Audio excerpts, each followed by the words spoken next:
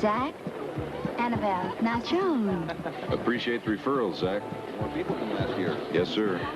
You've been avoiding me. Never. Everybody's been telling me how pretty I look thanks to you. I miss seeing you. I've never had a more cooperative patient. Thank you. Annabelle, you are a plastic surgeon's delight. Zach's been pressing me to set a date for the wedding. Well, everybody should be happily married. At least once. This is some kind of great party. You know, they said it was going to be a big splash, but this is ridiculous. How about saying thank you to your host, Dr. John Hill, ladies and gentlemen. Dr. John, and your beautiful, gifted, and charming wife, Joan. And that's Joan. And Joan's mine colleagues and everybody's fine, Rhea and Ash Robinson. Thanks so very much. You know, it's a great honor to MC the Chatsworth Picnic here in Houston. There are more doctors here than in a soap opera. In the check room, I counted 400 stethoscopes. By the way, Don Rickles was originally going to come down here and vent his spleen, but he heard about the doctors being here, thought they would rip it out. Houston is the medical capital of the world, and I know you're proud of that. You know, there are more hospitals here, more hospitals than movie theaters. And the biggest stars aren't Paul Newman and Gregory Peck. They're Dr. Denton Cooley, Dr. DeBakey, and Dr. John Hill, ladies and gentlemen. Right. Actually, Doctor, when the party's over, I could use a lift, and I'm not talking about a ride to the Houston Travelodge either. That's the motion to work, ladies and gentlemen.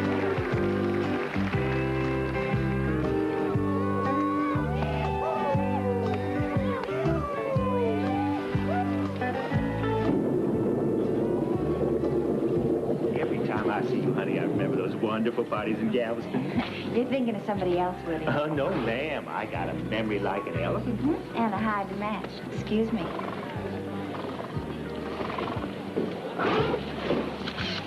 Failed destiny. One true love. Yeah, she's faithful. Performs predictably on a tight rein.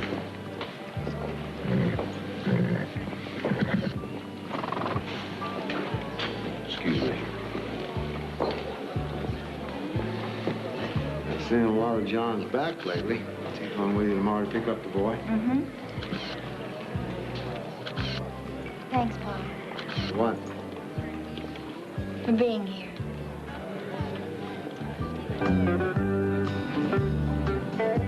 What do you think? Amateur job? Did it myself. Give yourself an appendectomy. Out in the oil fields. 500 miles south of nowhere. Not a doctor in the next 5 counties. Think they was on at some fancy party in Houston.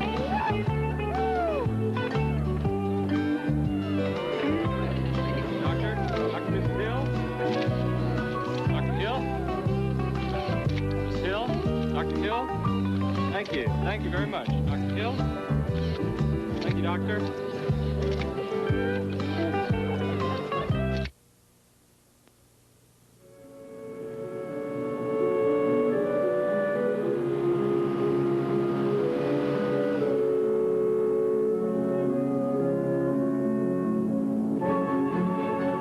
Stop at the motel. Maybe take a swim before we get to the camp. Boot's expecting us.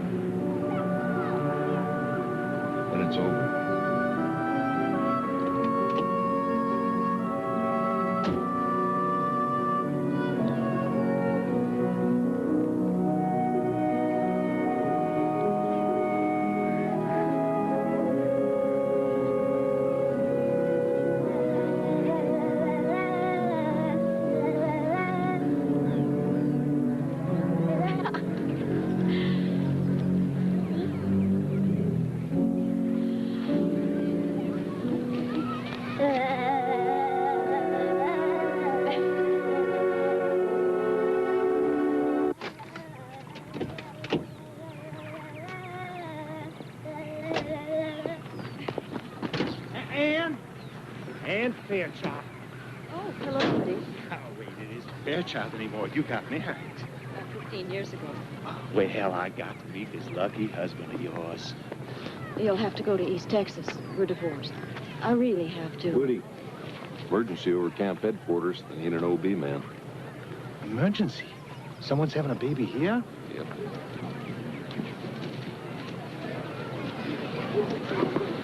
You created the emergency. Stand by and see a beautiful woman dying of boredom.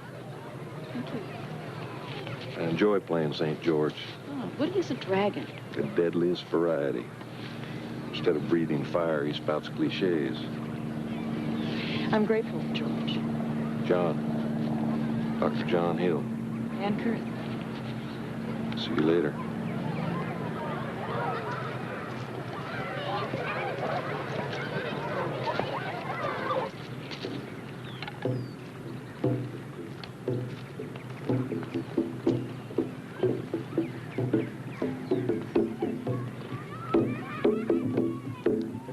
Let's go look at the Indians, okay?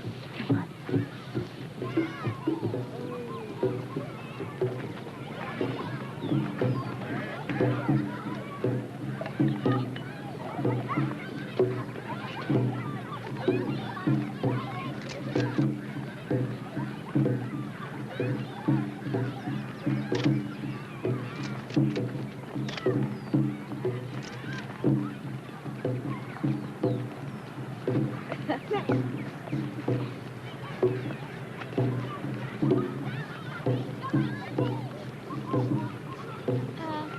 This is child's play. Let's go to the lake.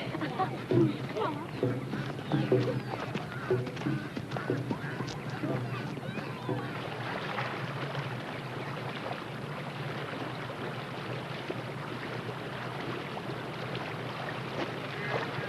You three make a nice picture, would you mind? Go ahead.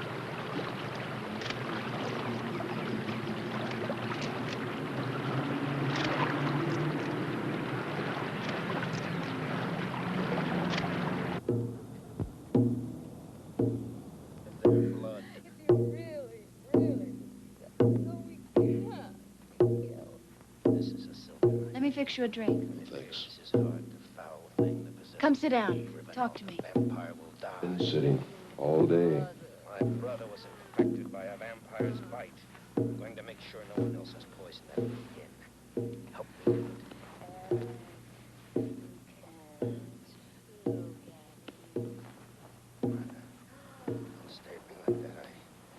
That beaver's not going to rescue you tonight. I doubt there are any emergencies here. Need some fresh air.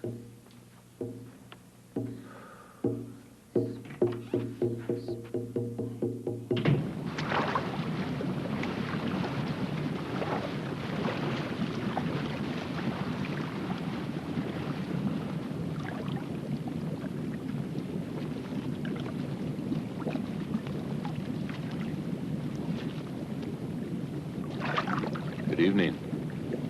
May I join you? You're a guest.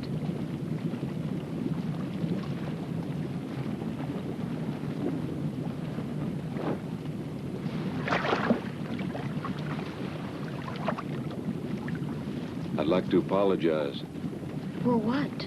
for intruding on you and your boys. You must have thought it a little odd. Dragon slayers are eccentric. It's just that I was so happy to see you after so many years. You're sounding like Woody. We've never met, but when I was interning at Herman Hospital, you used to work in a junior league clinic. That was years ago. 1956 and 57. You were there on Wednesdays. You wore a powder blue coat with a small fur collar. Wednesdays were never the same after you stopped coming. We moved to East Texas. I have to go in.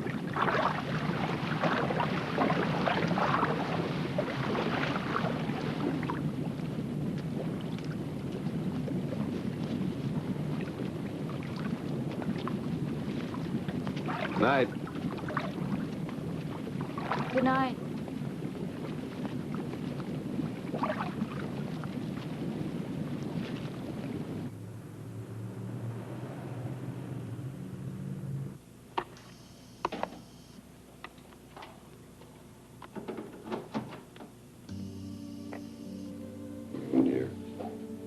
Smile for me. Listen, tense up now. Trust me, don't you? Lately you've been unhappy with yourself. I promise you after today you're gonna like yourself much better. Just listen to the music.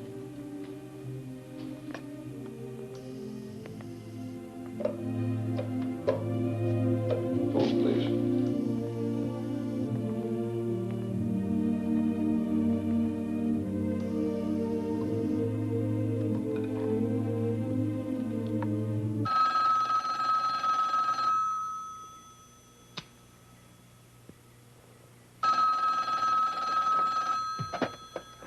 Hello? Morning, Ann. Who is this? John Hill. Do you know what time it is? I needed to hear your voice. Goodbye, Dr. Hill. Don't be angry. Gallant knights do impulsive things. It's part of the code. I'm not angry. I'm just sleepy. I have the pictures of you and the boys. Please send us copies. Ann? Good day, Dr. Hill.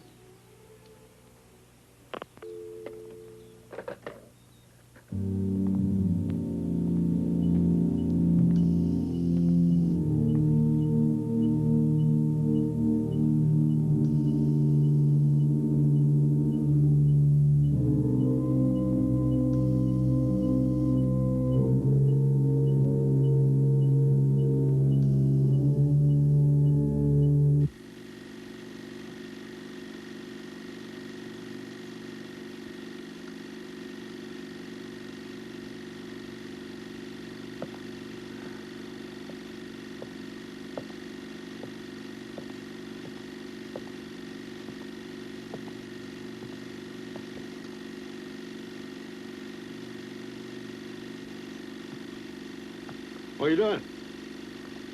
Entertaining myself. Where's your husband? On his rounds. He's on his rounds.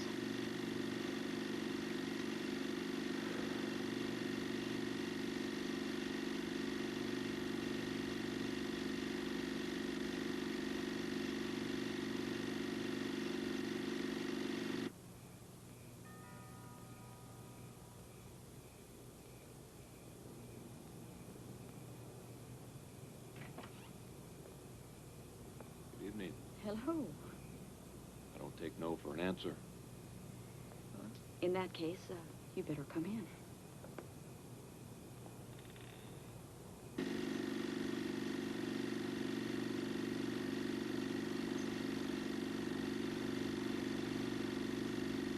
Oh, I look like a waiter didn't get his tip.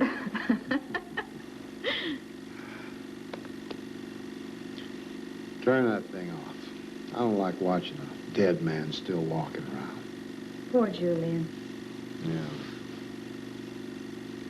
Gone and soon forgotten. He didn't fit in the plan anymore. What plan? What plan are you talking about?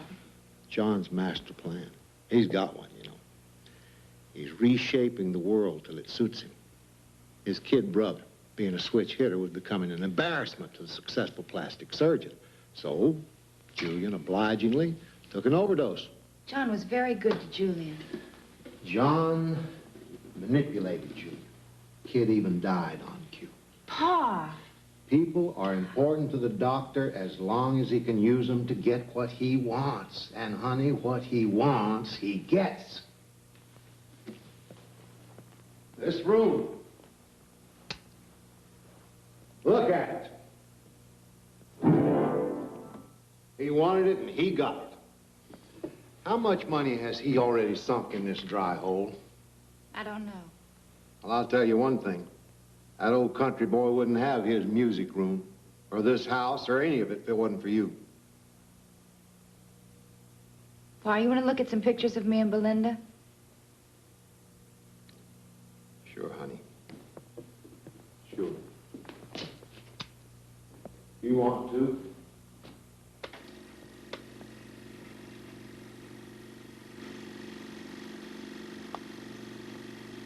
That's when it was good.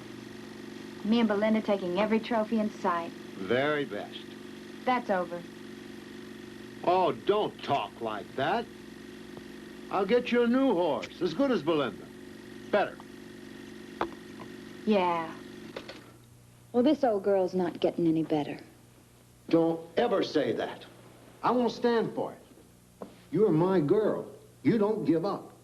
How many times you think I felt like calling it quits? Drilling for oil and getting sand. Big companies trying to squeeze me out. Banks chewing my butt. But they never beat me. Things go bad, they're bound to turn better. They will, I promise. If I ever promised you anything you didn't get,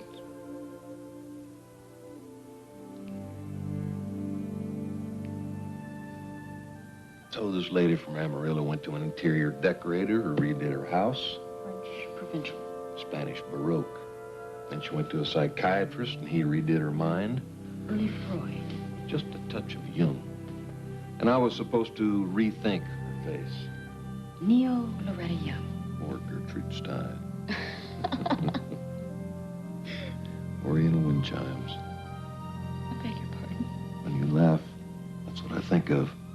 Spring mornings, dew on the grass, and wind chimes. You're a most unpredictable man. Thank you. You take that as a compliment? After you've known most people for a very short time, don't you know exactly what they'll say, what they'll do? There aren't too many surprises. Lethal predictability. Death on marriages. Children are different. With the boys, I never know. Does the unpredictable male adult threaten you? No. But the unpredictable married male does give me pause.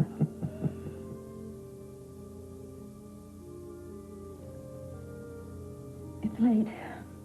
And predictably, the sun will rise.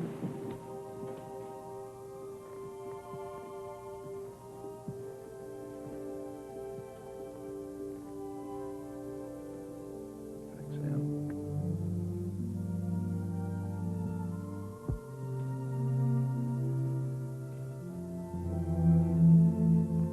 No early call.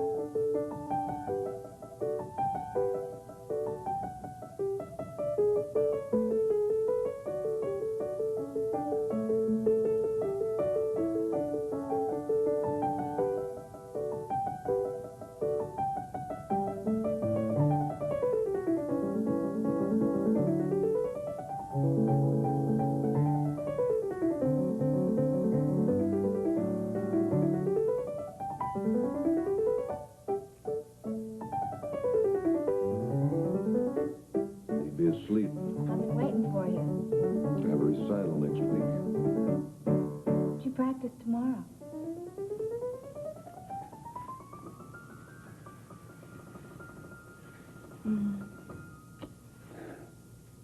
Am I boring you? I like being kissed.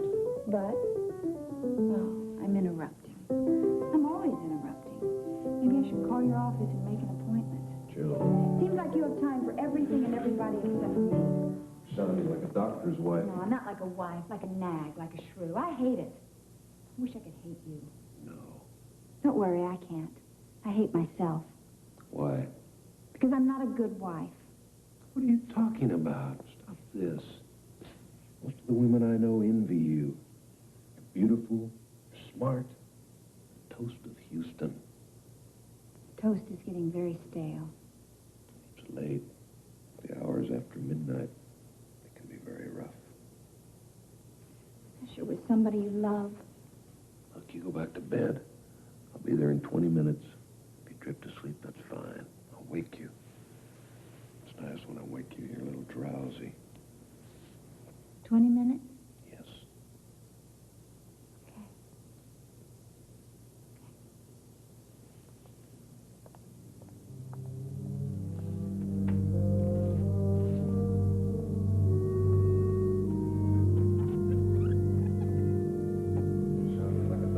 wife? No, not like a wife, like a nag, like a shrew. I hate it. I wish I could hate you. No. Don't worry, I can't. I hate myself. Why? Because I'm not a good wife.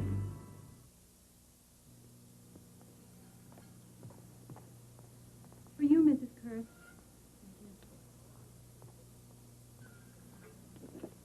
Yes? Diane, It had to be you. I'd like to pick you up when you're finished. I have my car here. May I follow you home? My parents are coming for dinner. I'd like to meet them. Not tonight. What's your favorite flower? Oh, please, no flowers. I have a house filled with roses. From Jack Ramsey. How did you know that? I'll see you very soon.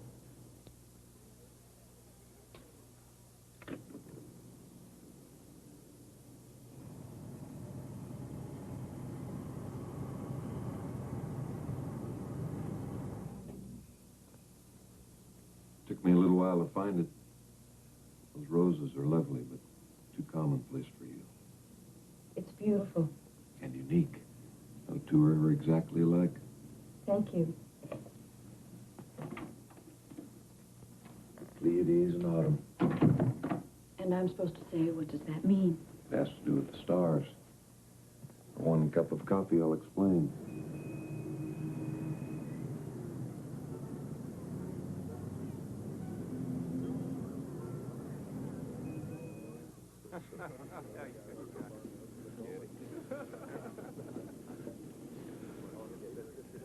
Ash, I'm glad to see you here today. I'm here every day, Henry. Only place left in Texas where a man's privacy is respected. Ought to rename it the New Alamo. Nothing here but holdouts and diehards. Ash, I got a little problem. I can recommend the best urologist in Houston. Now, my problem's financial. Got $500,000 cash I have to invest before the first. I'm sure it was come by honestly. Now, you had some leases out on Wagnall Flats you wanted to unload? That was 3 years ago, Henry. Find someplace else for your $500,000. Henry's living in the past, trying to buy oil leases out at Wagnall Flats for 1965 prices. How's Rhea? Oh, tolerable. And the girl? Joan's fine. Why am I lying to you? She's not fine. Third marriage and it's not working out. But it's going to. I intend to see to it. Say, you hear about Charlie Tabor? What, $2 million worth of them French and Italian paintings? Man's colorblind. Great investment, he says. Great. Turns out they're fake. Painted last year up in Tulsa. Charlie and his wife are moving up to Fort Worth, aren't they? Huh? Nobody up there will know the difference.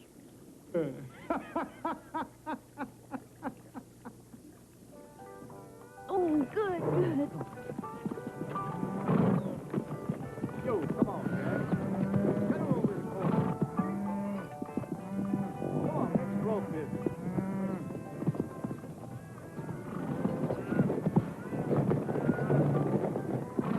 Attaboy, got him. Come on, Jack, come on.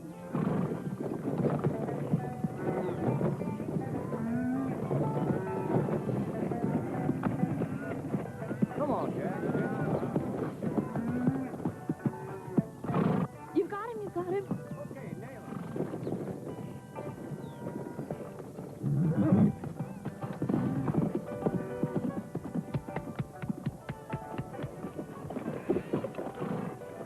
You haven't lost your touch.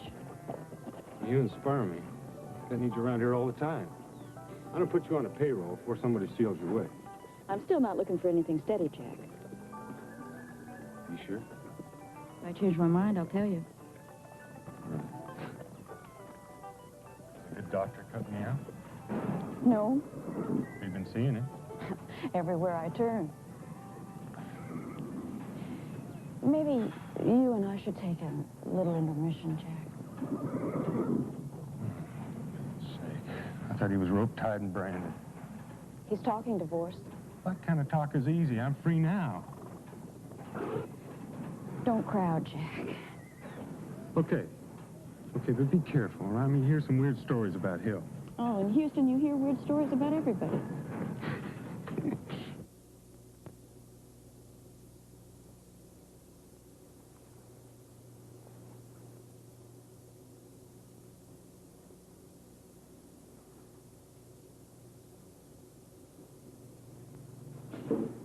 What do you think, Doc? Well, we can restore the line of the nose, change the eyes, modify the jawline.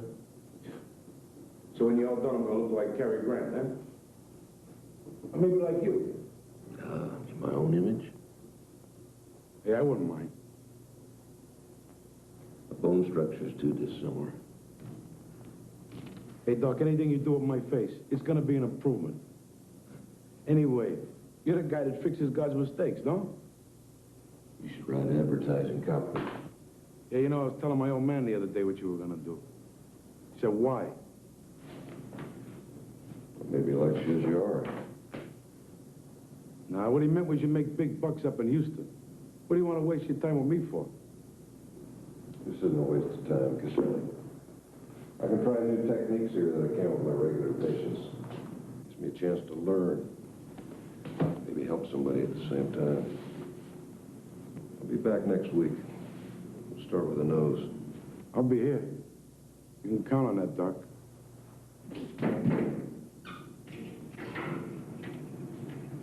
See you next week. See you later.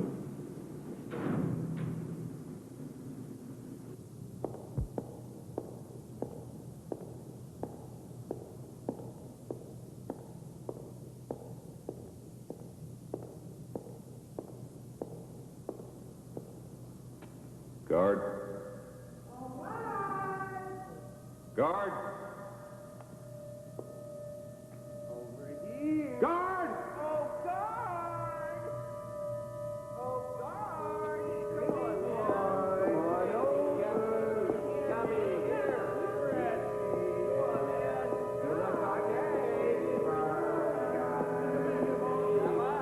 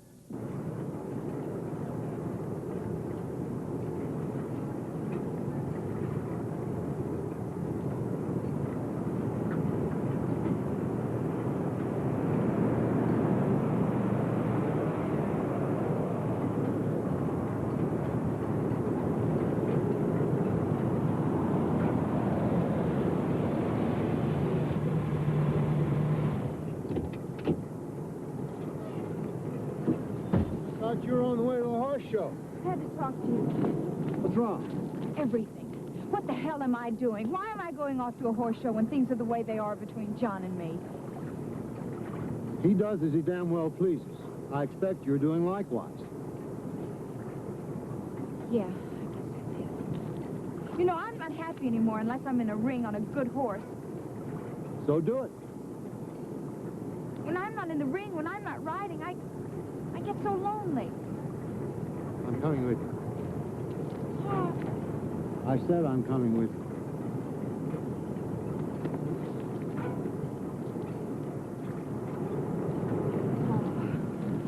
am I ever gonna grow up?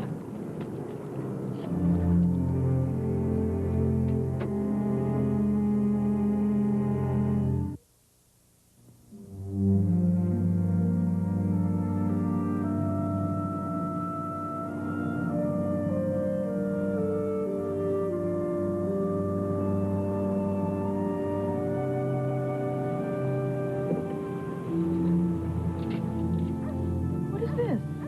Come on, I'll show you.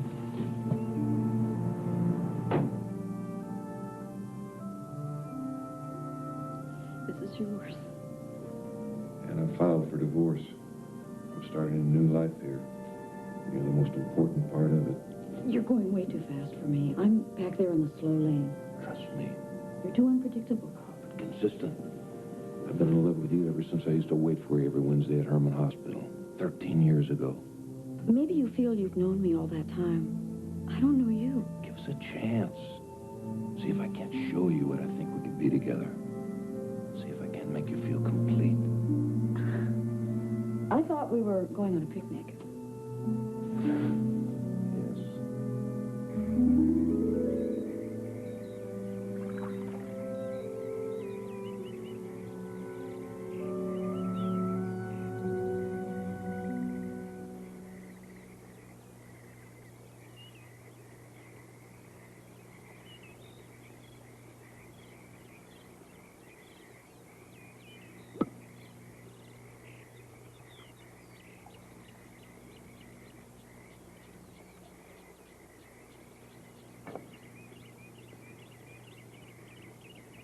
I love you. This is nice, being here with you. I need you to know me, Ann. In a way nobody else ever has. Let's not go back to Houston tonight. Let's just get in the car and head west. John. Maybe we'll end up in San Antonio or El Paso. Maybe Shangri-La. What about your patient? I can fix that. I can fix that. Please, let me have this weekend with you.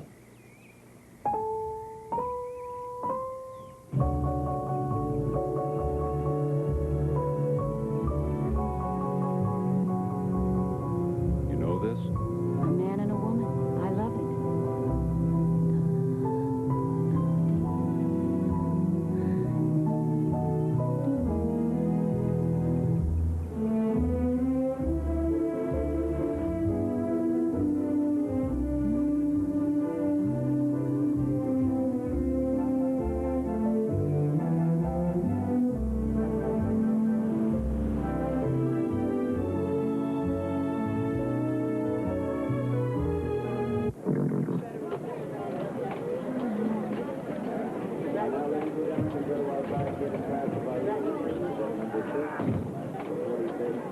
Okay, let's go. Come on. Hey, how you doing? Hi, you won some ribbons, huh?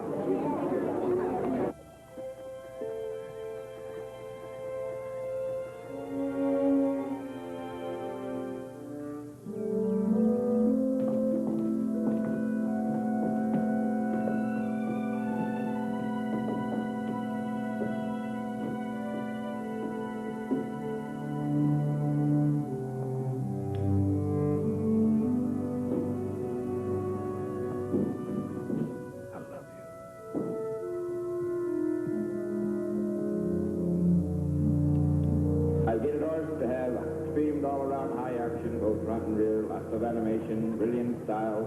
Nice? Yeah. Shown with a full-flowing mane and tail, and judged on performance, manners, and way of going.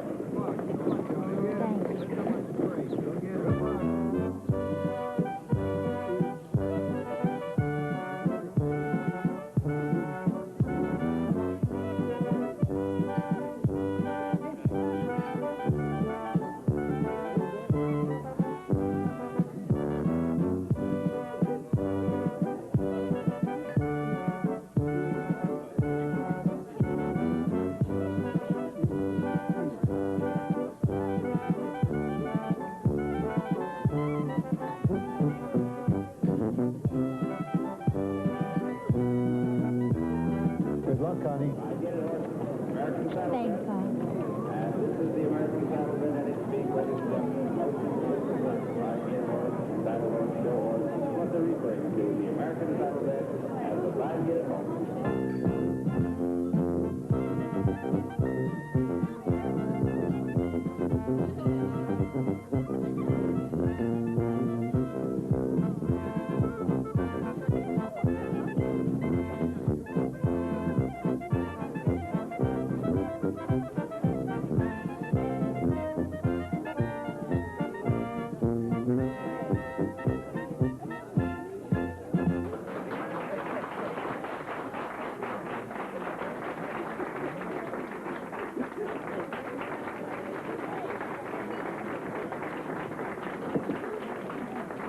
Coming into our ring now, Joan Robinson Hill on the leg of Belinda.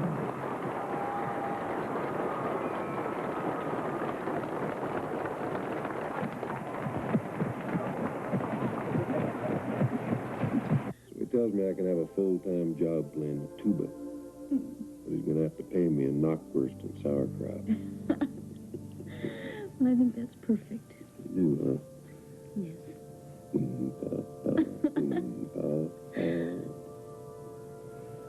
glad you're here. Yes. I feel like this is the first day of my life.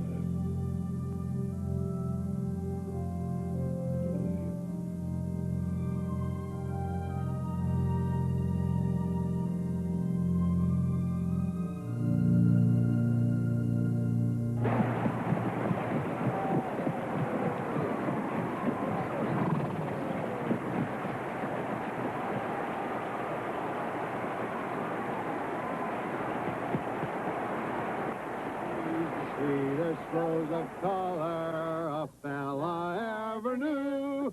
Her eyes are bright as diamonds, they sparkle like the dew. You may talk about your dearest maids and sing of Rosalie, but the yellow rose of Texas beats the bells of Tennessee. Yes, the yellow rose of Texas beats the bells of Tennessee. Once more, the yellow rose of Texas beats the bells of Tennessee.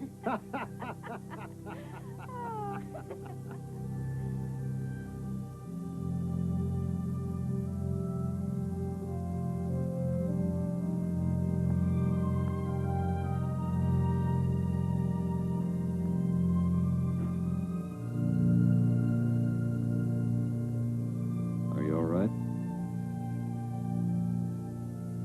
I know what you mean about feeling complete. I never have.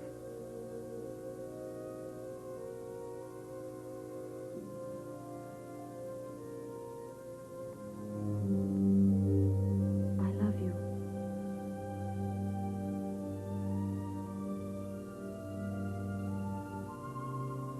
You're so beautiful.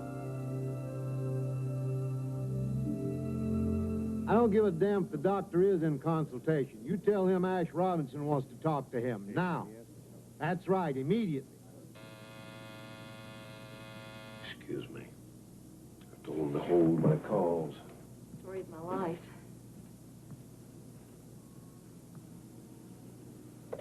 Yes? Oh. Very well, put him on. Let's just take a moment. John Ash Robinson, I want to see you at my house tonight at 8 o'clock. Sorry, I can't make it. I'm not giving you an option. You be there or you'll lose everything. I promise you'll never see Boot again. Is Boot sick? Just be at my house, 8 o'clock tonight.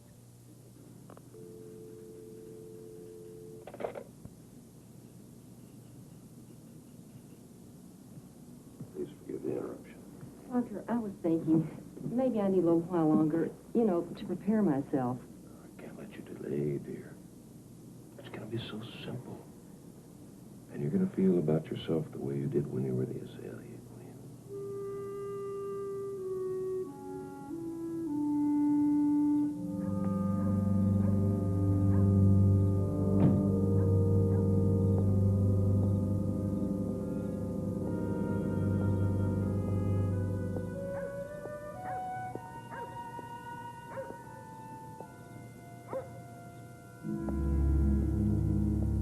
Let's get down to it. Let me start by saying this is my last command performance here. Is that right? From now on, when you crack that whip, I don't jump through the hoop.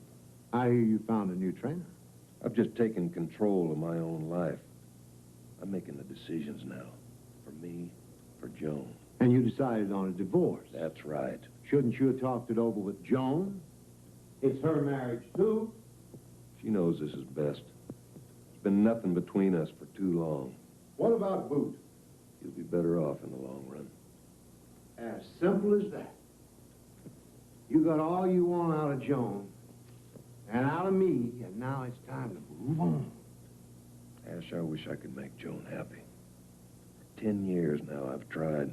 Now it seems like the fair thing to do is step aside and let her find someone else. Very generous, Doctor. Of course, for consolation, you have Ann Kurth, the big house down the drive, the $1 million music room. We'll work out a fair settlement. I worked it out. This is between me and Joan. We're talking money, Doctor. My money. Money that changed you from a greenhorn country boy to a big city know-it-all. The money that put you in that big house and started the music room. I'll repay whatever... You separate from my daughter, and you'll deed all interest in that house to Joan. You'll agree in writing to make all payments until it's clear. You'll take out an insurance policy to pay for it in case you should die suddenly. That house never meant anything to Joan. It does now. The party's over, Doctor. You've had your fun. Out to stud at 40. A lot of men try that at your age. Joan understands. Now tonight, you go home. Be a good husband, good father. We drop both these divorce actions. What do you mean, both? Joan's countersuing. Unless you do as I say, exactly as I say, there's going to be one hell of a court fight. And your new lady love and her children are going to be right in the middle of it. Don't drag Ann into this, Ash. She's already been served a summons. Now, you fight us, Doctor. When it's over, you're not going to have Ann Kurt. You're not going to have the big house. You're not going to have the music room. And you'll be finished in Houston. And Joan wants me back? On these terms? She's waiting for you at your house.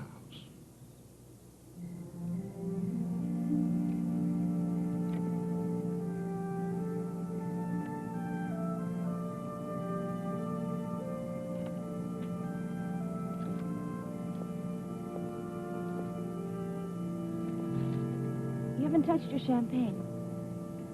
Me.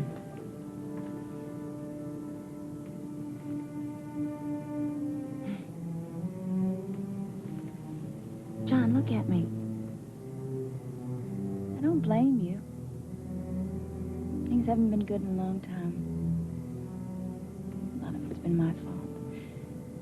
But let's don't waste any more time hurting each other, okay? Just be happy. Come on, okay? I'm here. Yeah.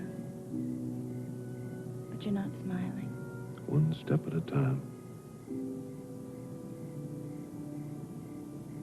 I'm gonna make you smile, okay? I'm gonna cut down on the horse shows. I'm gonna stop smoking cigarettes. I'm gonna learn a lot more about your music. And what do I do? You just be here. Just be here.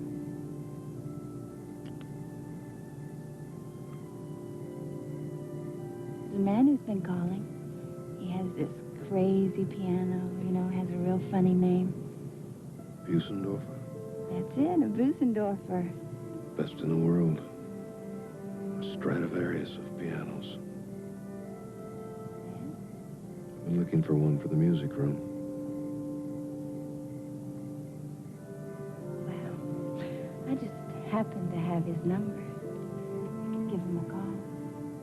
Where do you see a Busendorfer? It's 10 feet long.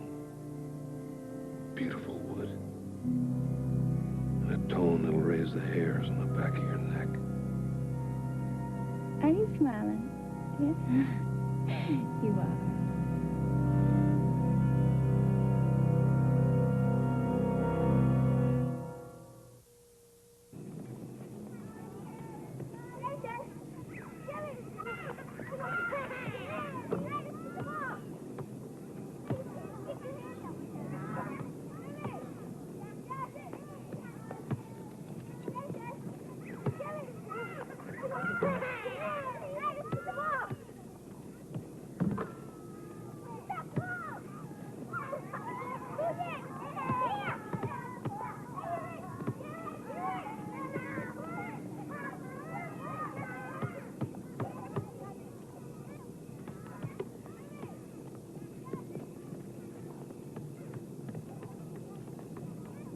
What's happening, John?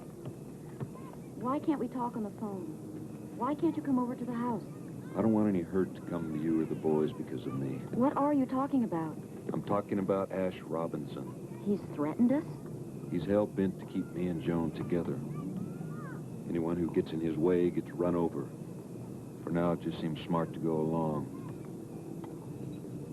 This doesn't change anything between you and me. Except that we can't be together. There's nothing between Joan and me. Nothing. She knows that. I can bring her around. Can you wait? I love you. Jeremy. Please don't do that to him. I beg your pardon? Don't jerk and pull a little boy on the end of a chain like an animal.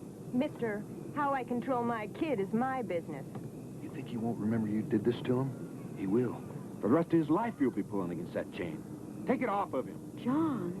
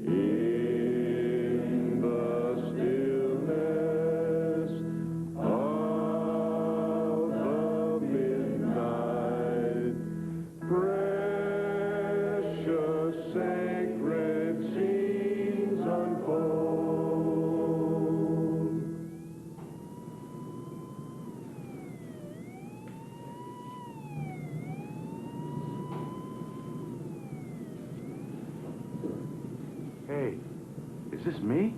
Are you pleased? Yeah, it's just, you know, a shock.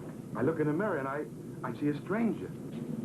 I developed a new technique for treating the hooded eyes. You did make me look a little like you. Yeah, Dr. Caselli. Dr. Caselli, sure. I'd be more like that doctor in the movies. He's real handsome and respectable and all, but then he knocks back this potion and he's rotten all the way. Dr. Jekyll and Mr. Hyde. One of my favorite stories. Who'd ever guess Hyde was in here? We all have two sides, or more. If I can ever do anything for you. Next time you're on parole, give yourself a break. Did you ever go the other way, Doc? Take a good-looking guy and make him ugly? Not yet. Ho, ho, ho!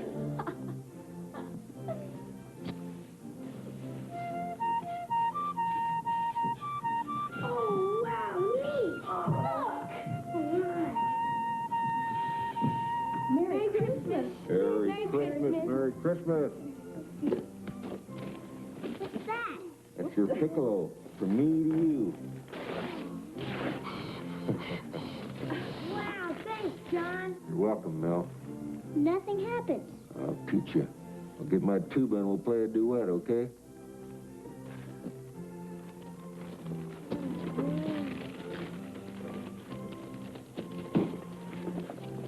I have to go soon, baby. Merry Christmas. Merry Christmas.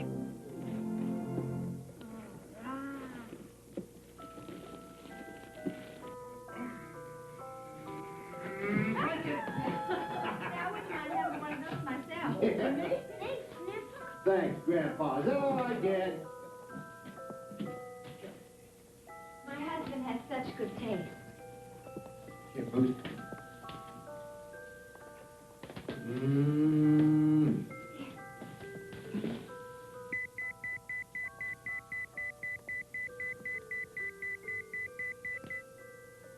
Excuse me. Have to check in. Let somebody else get it this time. Christmas Day. It's time to make my rounds anyway, Ash. I'll be back as soon as I can. Look at me, Pa. I haven't had a cigarette in 3 days. I'm getting myself a whole new wardrobe. Merry Christmas, honey.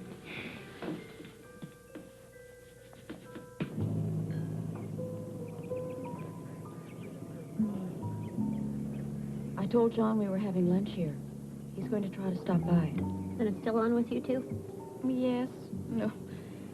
Oh, Mary, I don't know what to think. I saw Joan's picture in the Post the other day. He and Joan in a party. He looked miserable. I know the feeling. He wants to marry you? If Joan will be reasonable. Excuse me. This kind of fees are for you.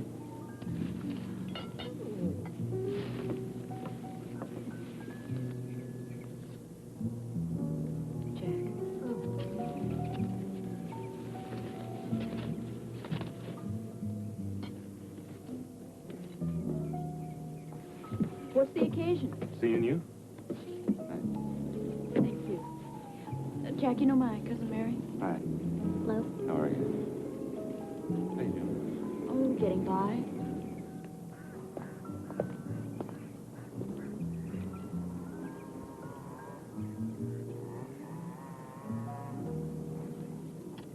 Thanks again. Yeah. Well, that cutting horse needs some work, and I need some inspiration. I'll call you.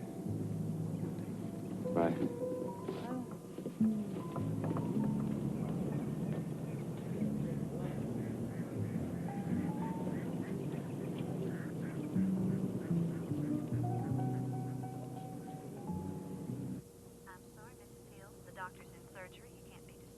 Thanks, I'll hold. Just kidding.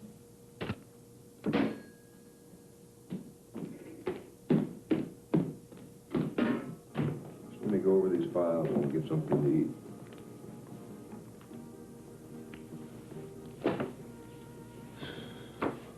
Enjoy your lunch? Yes. Mary was hoping you'd manage to stop by. Just you and Mary? Yes. I told you she invited me. Of course.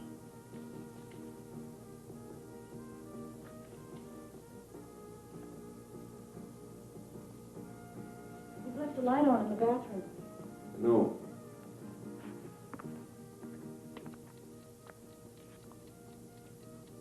Raising your own penicillin? Trying to find the source of an epidermal rash.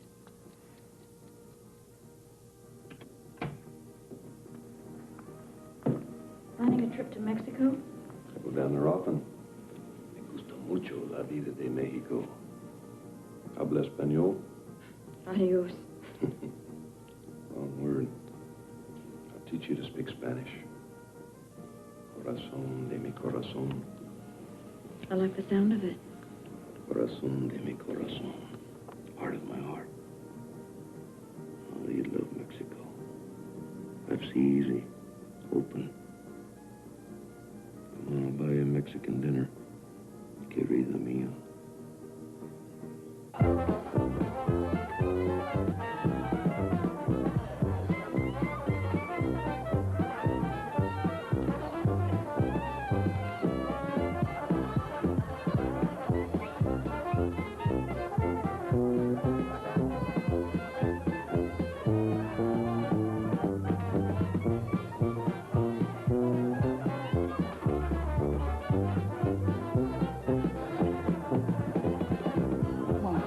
Come home, my baby, won't you come home?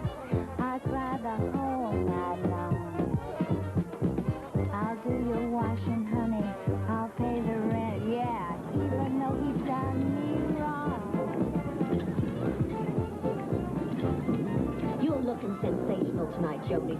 Well, thank you very much. I have on a new dress, my new shoes, my dancing shoes. I plan on dancing every dance all night long. Well, you'll have to give John a chance to catch his breath. Shoot, I taught him how to dance. Never would have done it before.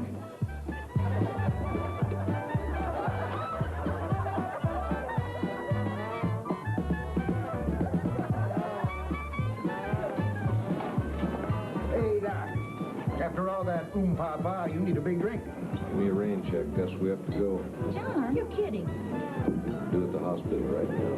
Let's dance for a little while, just half an hour. I'm leaving. Why doesn't Joan stay with us? We can bring her home.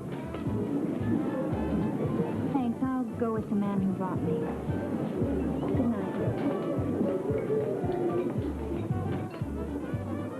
Will you be late? I don't know. I'll wait for you in the music room. I wouldn't do that. You're not coming home, are you? That's the third night this week. Dr. Hill, this is Hill. Mrs. Hill, right over here, please. You haven't changed.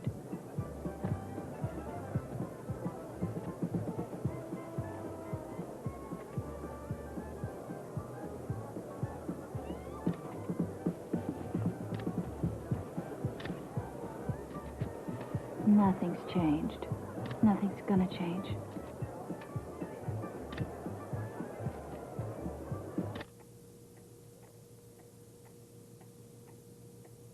Why are you looking at me that way?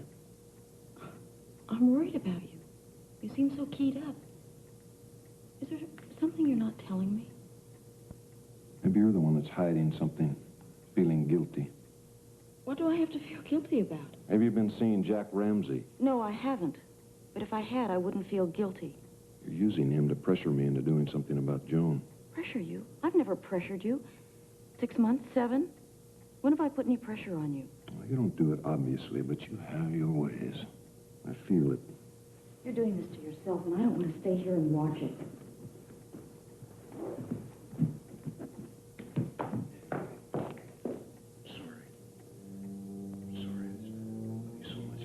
That I'll lose you. Don't blame. Just listen to me. Just please. Stay here. Stay here. Be with me.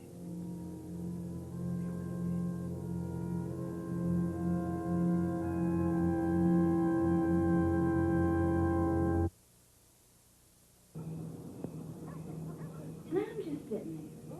So all of a sudden, this miserable churnhead throws the shoe and hits the judge. Not only does she hit the judge, but she hits the judge right in the rear of her $200 riding breeches. Needless to say, this old girl did not take a blue ribbon in that show. Ladies, it is time for the pièce de résistance. Ooh, whatever that is. That, my dear, is French pastries. Oh, where are you going to find French pastries? I have them ready to serve. Oh, I'll help. No, relax. This is my show. Thank you. Excuse me. John's in a good mood. Mm-hmm. When he wants to, he can charm a mule into being a thoroughbred.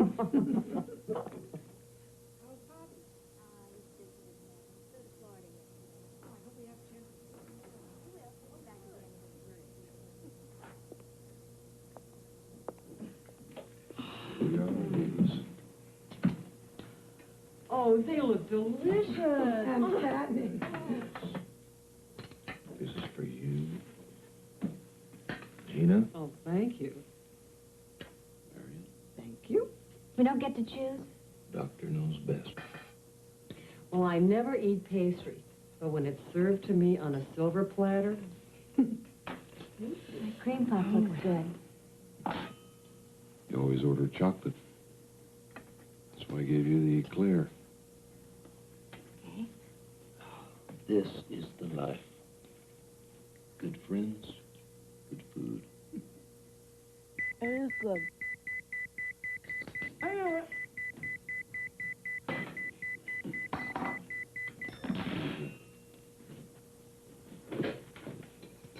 I hear that damn thing in my sleep. Come on! Whenever I'm happy, close to having a good time, I hear beep, beep, beep. I can't stand it. John Hill?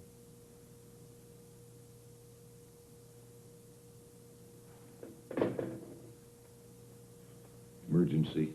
Child chewed by a dog.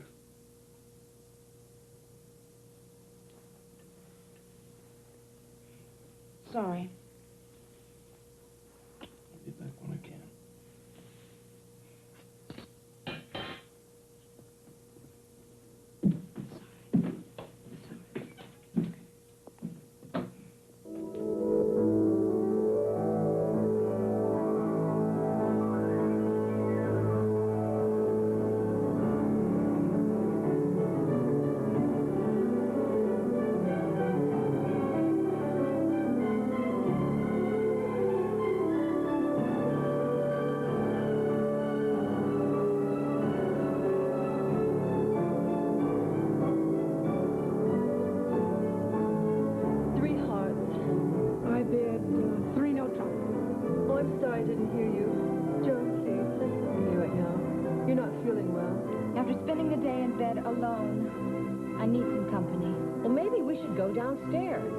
What? Playing that shabby din downstairs when we have Houston's new Versailles?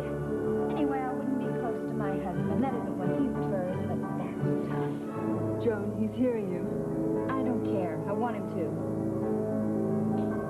I pass. 3 no trumpet in.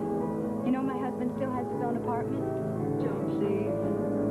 Spends more time there with his girlfriend than he does with me. Oh, but you two know that, of course.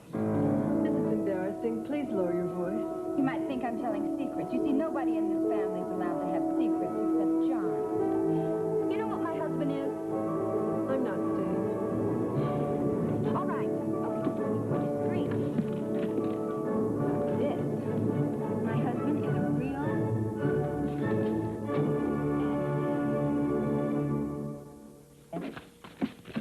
And would you believe he... Pa's getting back into town on Monday, and I'm going to my attorney. I'm tired of always being the dummy. Why did you change the record? This is your favorite. Why did you two dance? May I make up for what I didn't do last night at the party?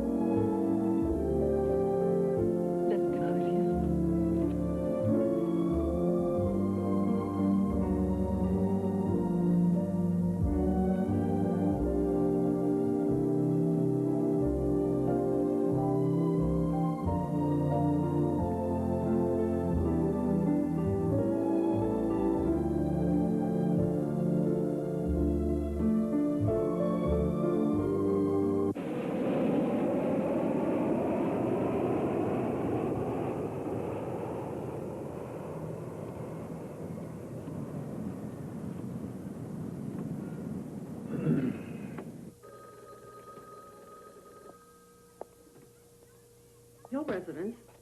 Let me speak to Joan. Ash, this is Gina. Joan's a little under the weather this morning. What's wrong? John says the flu. She's supposed to meet me at the airport. I'll take a taxi. Just the flu? That's what John said. I'll see you later.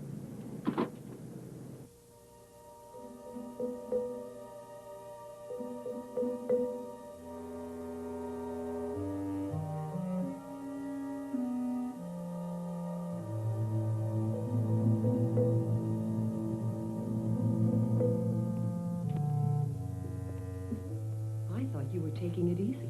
Oh, I didn't want to stay in bed all day. I don't know what's the matter with me. I've been vomiting, now I have diarrhea. Can John help you? He gave me a shot. I just feel like upsing all the time. Could it have been anything you ate? We pretty much had the same thing. I don't know, it's so strange. I feel sick, but I feel so much better about things between me and John. Oh, I'm glad. Yeah, he was so sweet last night. I think everything's going to be all right. I'm going to be sick.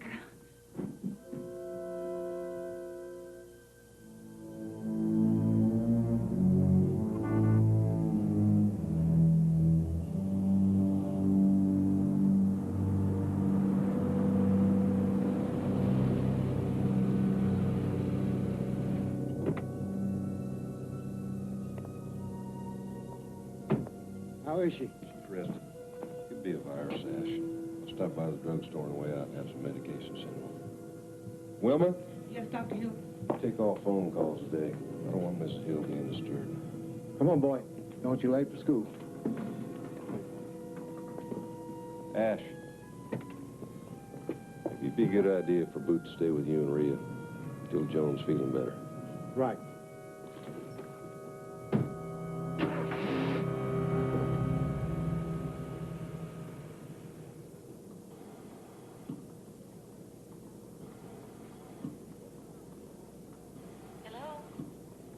I love you. I love you. Be present. There's no way I can see you today. I miss you.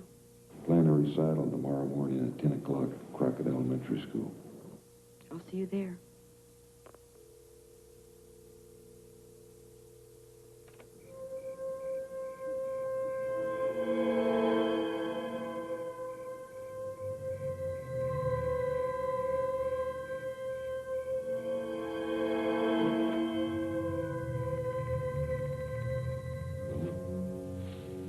First, I want you to please clean up this mess.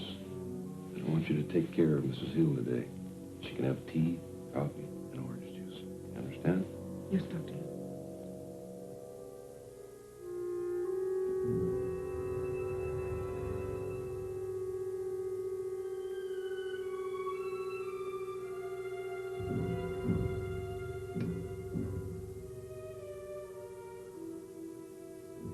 Elmer?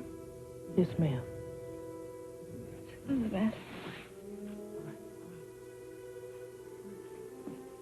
Come on. There we go. Come on, Peter. Come on.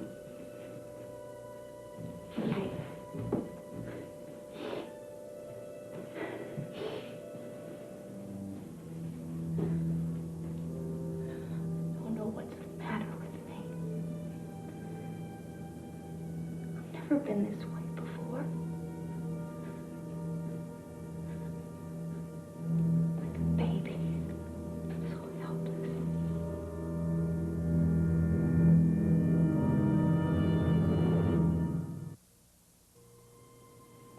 Sixth floor, nursing supervisor, please call your office.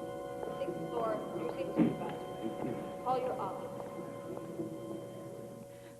Oh, no. No, you're not going to have that. Am I gonna die? We're not going to let you die. We're going to pray. Can you pray? Oh, sweet Jesus, have mercy on this sick and suffering woman. Oh, ease her pain and cool her brow. Why don't you take your pills? I can't. Will you go to the hospital?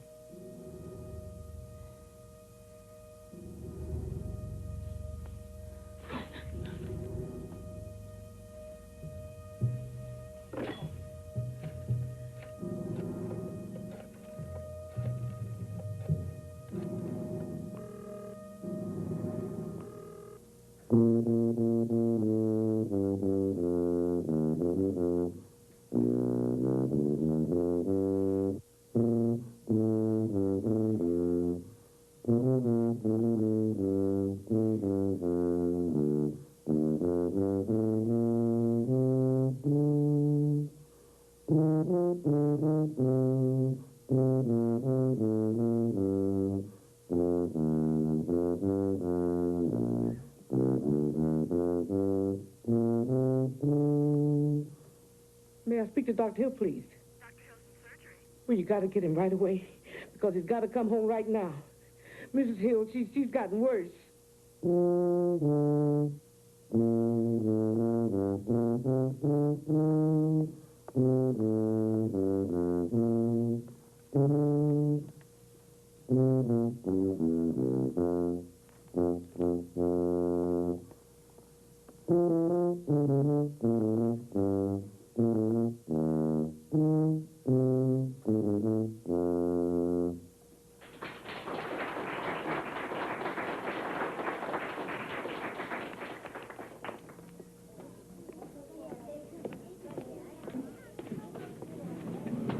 I have to go home. Joan's sick. Sorry. How sick is she? It's a virus. I'll call you.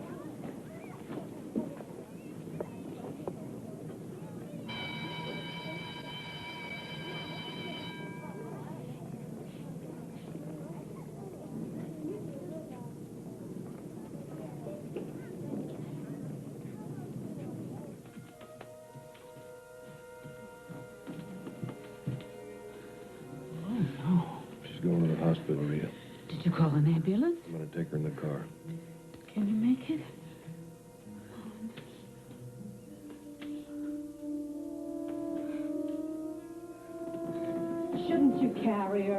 her forward to walk if she can. Oh.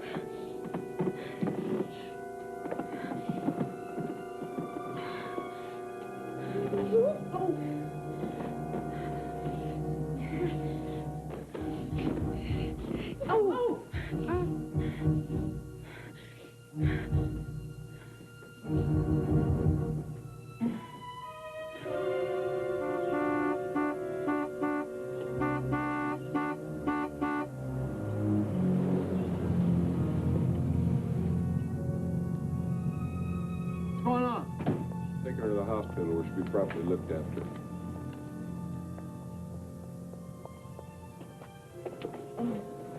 How you doing, hon?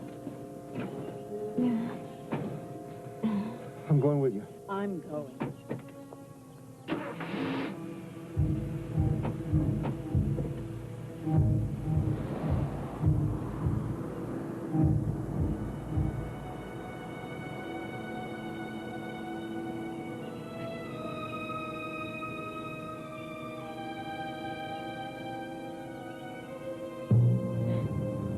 Why are you going so slow?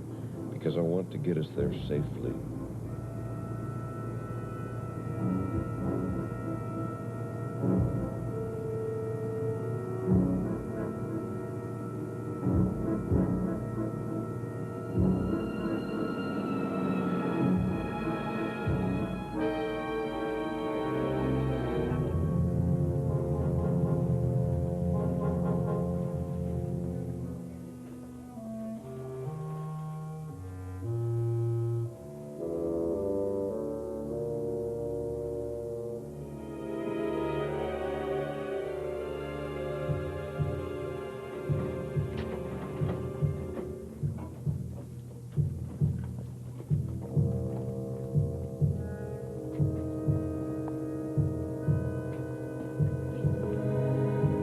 What's wrong with her? What's happening? Blood pressure's down, so they put her on IV to build up the blood volume. I think it might be some kind of dysentery, maybe salmonella. Who are those doctors? I don't know any of them. Why are strangers taking care of Joan? Shouldn't you call Dr. She's in good hands. Come on, listen. Listen.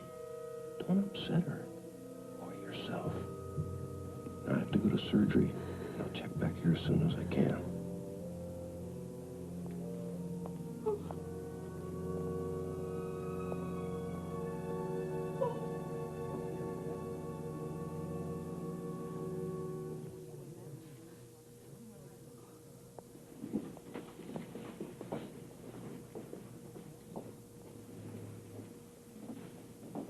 How you doing, hon? Fine, Pa. It shouldn't be happening to my healthy girl. Gotta get you well and out of here. They're treating you good? Yeah. Any doctor you need, we'll round him up. That's one thing Houston's got. More MDs than flies. I wish you had a better room. You watch. I'll fill this place with flowers. Yeah. Oh, I'm tired. No. I'll see you in the morning. Okay. Wait here. Just wait here.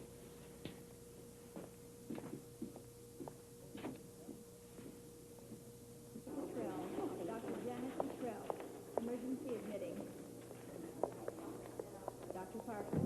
Dr. Phil Parker, emergency admitting.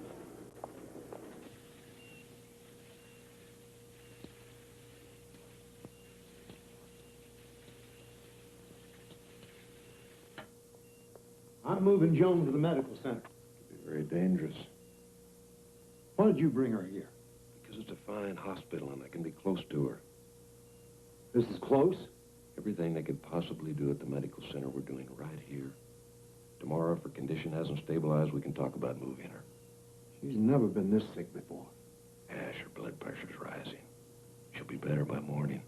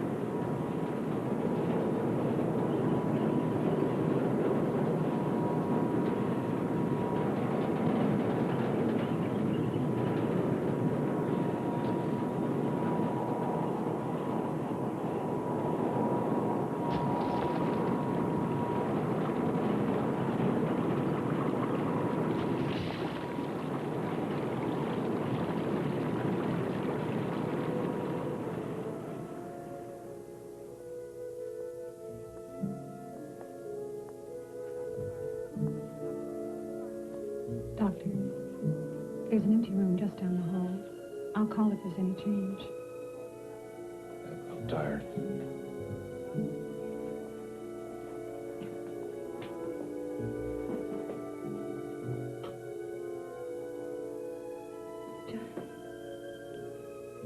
Where's John? He's resting. Shall I get him? No. Let him rest.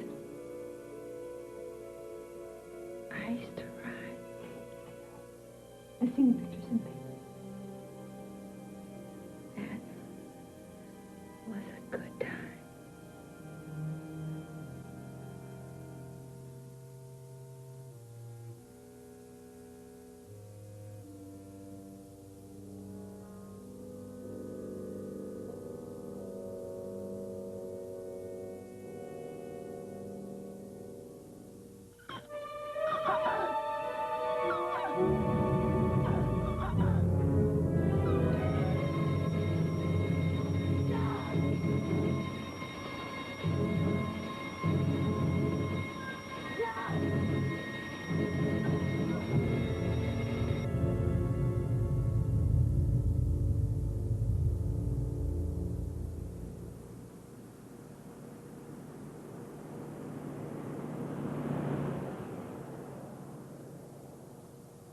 I was talking to her. She smiled at me. It was just a few hours ago. It was renal failure. Kidneys stopped functioning. You told me she was going to be all right. I knew she needed help. I wanted to move her, but you told me she was getting better. I thought she was. Can't be. Can't be. But nobody's to blame. Everyone did everything they could. Oh, I don't believe it. Oh, I can't. Where's Booth? What? He's asleep. Gosh, if you like a sedative or something. No. I don't want anything from you. You get away from me. You get out of here and let me be.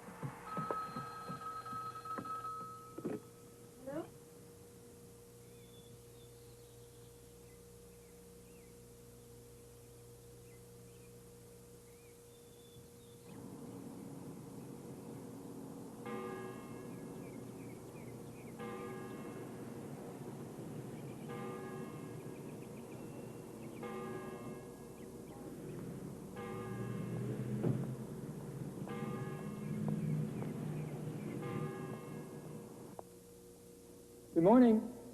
I'm the pathologist from Sharpstown Hospital. I'm here to perform an autopsy on Mrs. John Hill. Autopsy? She died this morning after being in the hospital less than 24 hours. Law says you have to do an autopsy. I'm sorry, Doctor. The body's already been embalmed. But that shouldn't have been.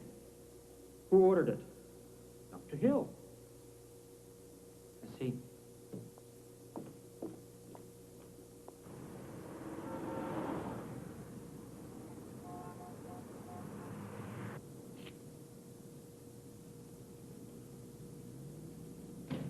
Masters? That's me. Please. Have a seat, Mr. Robbins. I came down here to see the district attorney. Yes, sir, and you were referred to me as assistant. Please. All right. My only child died Wednesday morning. Funeral's today. Yes, sir, I know. I'm very sorry. I want an immediate investigation into her death, and don't tune me out as a crazy old man. You hear what I've got to say. Less than a week ago, my daughter was in perfect condition. She was suddenly taken ill after eating French pastries, practically hand-fed to her by her husband. He's a doctor, plastic surgeon. I know, Dr. Hill. I've got witnesses to this pastry hocus-pocus. Starting Saturday night or Sunday morning, Joan began vomiting, had diarrhea, fever. Her husband did not call in another doctor, tried to keep everybody else out of her room. Tuesday, when he was forced to take her to the hospital, he chose Sharpstown, where there's no intensive care unit. She was treated by doctors who have never seen her professionally. 15 hours after she was admitted, Joan was dead. They rushed her from the hospital to the embalming table before an autopsy could be performed. Violation of state law. I'll get into that with the coroner.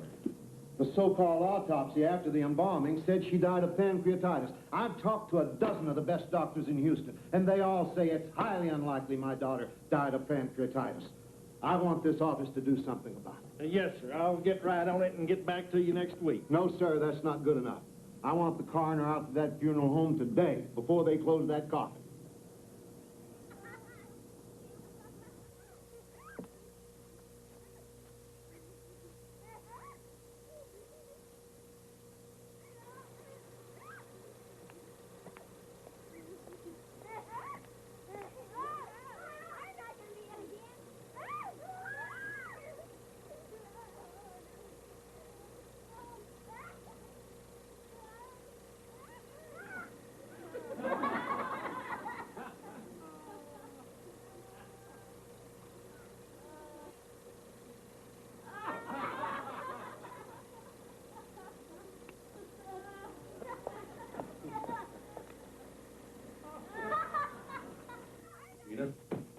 Gina, wait a minute.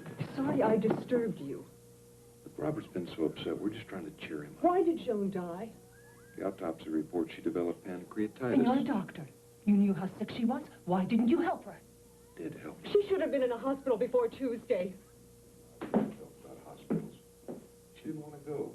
And then on Tuesday, I said I was taking her anyway. I had to literally pick her up and carry her down these stairs. Pancreatitis.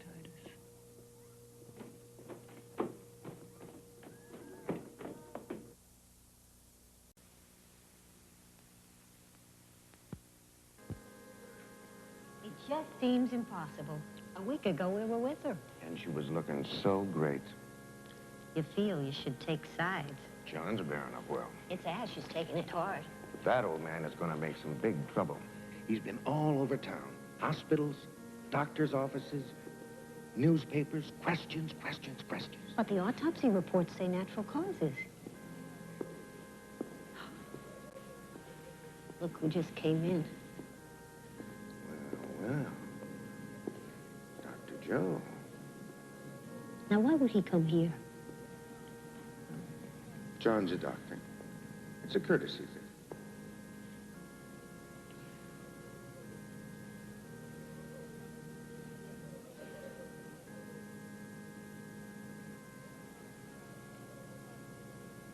I'll bet you a steak dinner Joe Yahemchek isn't here as a friend of the family.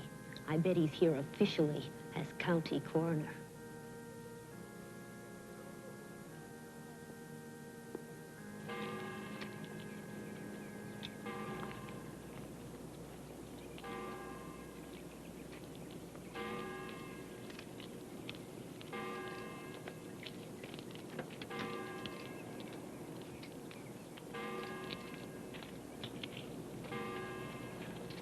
Get away from us. Get away!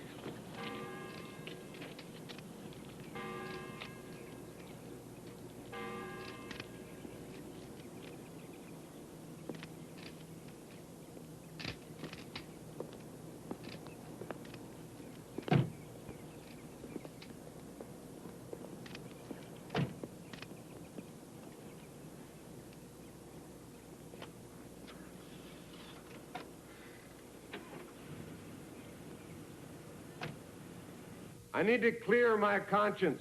Praise the Lord. Please let me confess. Free myself of this burden of guilt. And find peace. My wife is dead. A fine woman. Now, when it's too late for me to make amends to her, I know I wasn't a good husband. I've lived only for myself. Money, recognition, success. They came first. I had no time for those that loved me, depended upon me, needed me. I can't ask my wife's forgiveness. It's too late. But I'm begging God's forgiveness. Amen. Your forgiveness. I promise to work to change my ways with God's help. And the support of my brothers and sisters in Christ. Amen.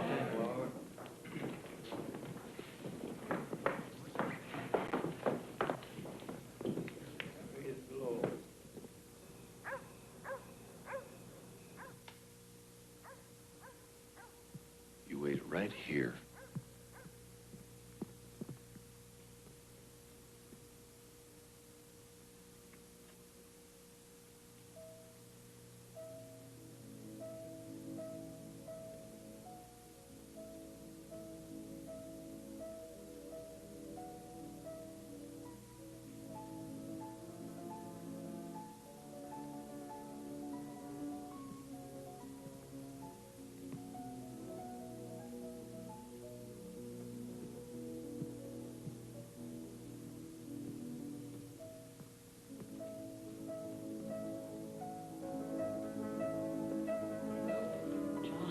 It's incredible.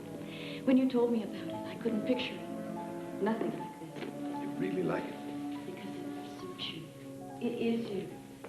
Any other man I know would seem ridiculous in a room like this. Be overwhelmed by it.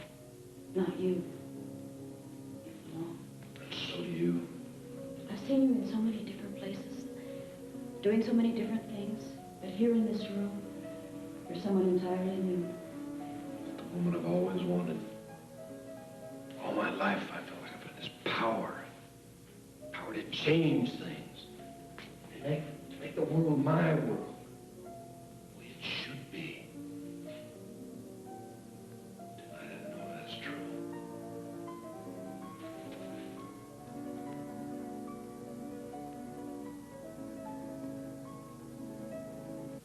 Natural causes, Mr. Robinson. You know Hill's taken out a marriage license. Yes, sir, but I've been researching hepatitis. Now, you can give it to a person with an injection, but it doesn't kill that quickly. It takes months, years. What about the paste? No, sir. The coroner ruled out poisoning based on the studies of the embalmed tissue. That autopsy doesn't mean a thing handled the way it was. Now, let's consider the alternatives. The way I see it, we have too many questions and not enough answers. The district attorney's office is prepared to convene the grand jury to investigate alleged irregularities in the death of Joan Robinson Hill. Do you, Anne, take this man, John, to love and to cherish, to honor and obey, for as long as you both shall live? I do. The rings, please.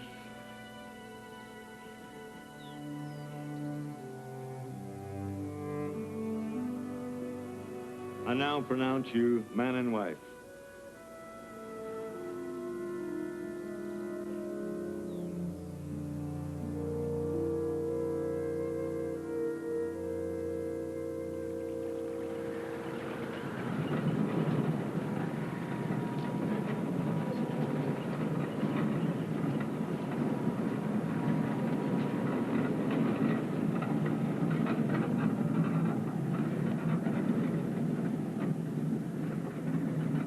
Not bad, Ash. Not bad, hell. It's damn good, and you know it. Yeah, there must be something wrong with it or you wouldn't want to sell it. You got a suspicious turn of mind. Well, after 40 years with you, what's eating on you, Ash? Out of priorities. I don't have time to fool with this now. Ash. Can't you let it be?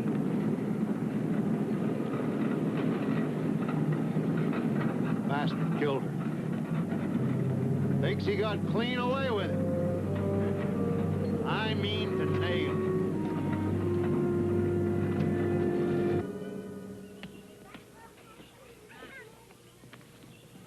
You can finish this later. I want you guys moved in before dark. Those boxes, take them upstairs. Boot, you gonna give us a hand?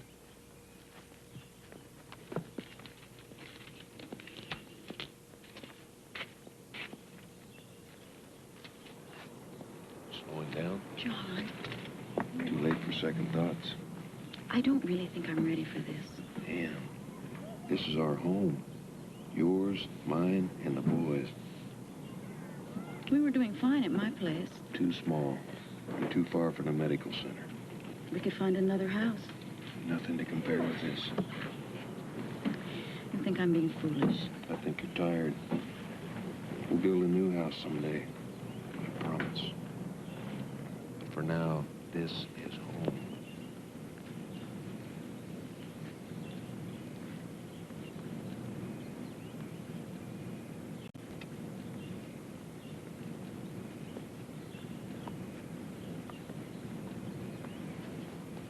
Robert, time to go inside.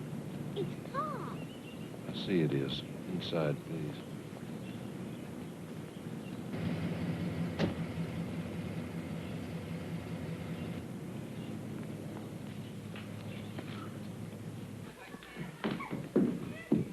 What is it? It's Ash. Parks out there by the hour. He's been following the boys to school every morning. Dr. Robert? I don't know. I wish you'd help me see to it that he doesn't. Robert's so fond of him. Robert is a confused little boy. I don't want Ash Robinson filling his mind with lies.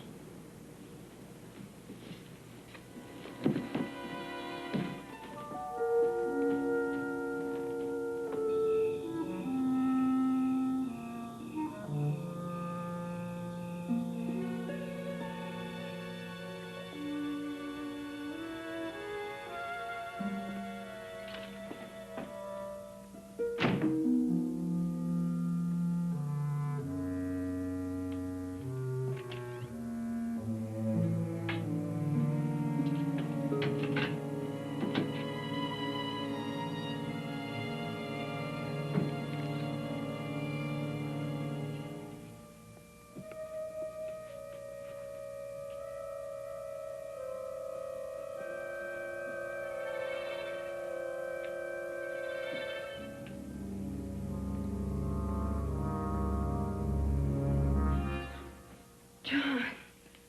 Why so startled and apprehensive? You're welcome in my dressing room anytime. No forbidden rooms. I'm not Bluebeard. Dr. Jekyll.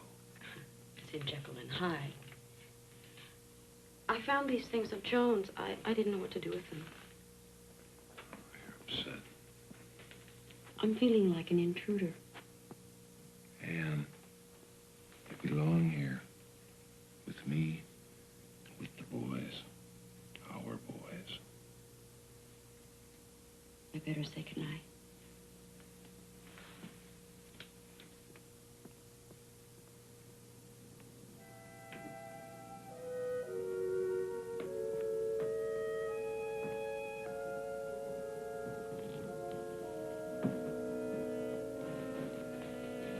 I like being with the brothers.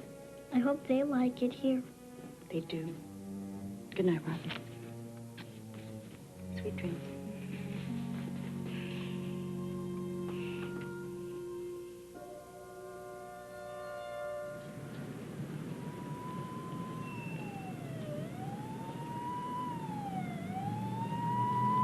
Friday, she's the healthiest woman in Houston. Saturday, her husband gives her a shot. Tuesday, she's in the hospital. Dying. You boys ever see anything like that? You ever studied about anything like that? How does a doctor kill a healthy woman in 3 days?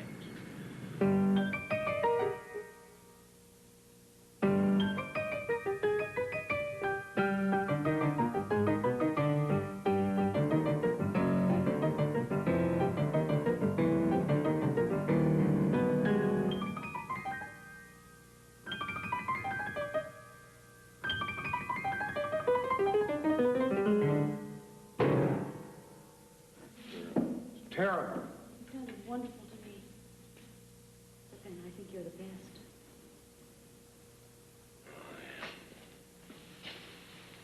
And what would I do without you? I don't intend to let you find out. I can't concentrate on my music. I can't relax with you. That damned old man. You mustn't let him do this to you. He's determined to ruin me. Asking questions at every hospital in town, telling lies to anyone who listen. He's written a letter to the County Medical Society saying I should no longer be allowed to practice in Houston. They didn't take him seriously. I'm not getting as many referrals, and he's doing his damnedest to influence the grand jury. He could find a way he'd pay them to indict me. Have you tried to talk to him? He won't listen to reason. I thought about volunteering to appear before the jury, but there's no guarantee they'll believe me. Just give it a little time. You'd have to accept what I said if I took a lie detector test. Not the machine, but sodium pentothal, the truth serum. And not in a courthouse, but in a hospital. The district attorney could ask me any questions he liked. And maybe we could tape it. If you think it would help. Oh, baby, I want to slam the door on all this gossip. I've got to be finished with the past so you and I can plan for what's ahead. Enjoy what we have now.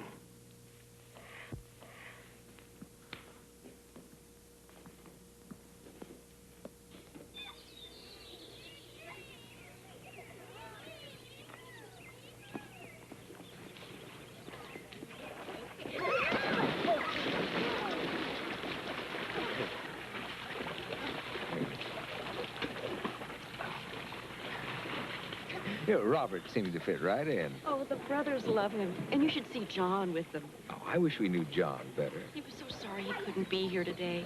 We're going to have a family barbecue. And Papa and I, we hear these stories. About John. About Joan's death. Ash Robinson is working overtime, bad-mouthing John. And no truth in it? When you care for anybody, you've always been so loyal. Come what may. It wasn't a happy marriage. Joan died so suddenly. I know we didn't help matters by marrying so soon. It doesn't matter if you're happy. Mama, I'm in love for the first time in my life. I love John, and I hope I am loyal to him, and always will be. It isn't only John. It's Robert. It's the brothers, the whole family we have. Someday we're hoping there might be a little girl. I never thought I could be so happy. Okay? Hey, Papa, look. I don't hold my nose anymore. Hey!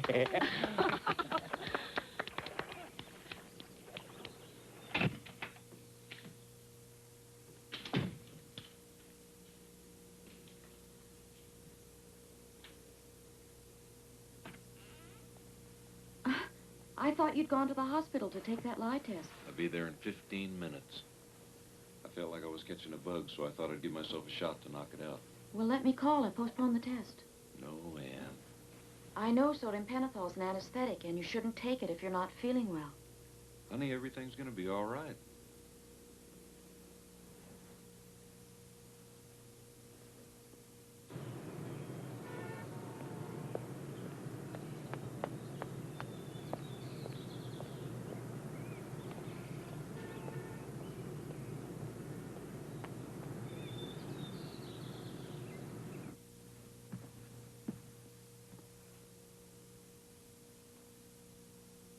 I.D. McMaster's, District Attorney's Office. Did you give your wife a shot? Yes, sir, I gave her 2 shots. And what were these 2 shots you administered, Dr. Hill? They were prochlorperazine.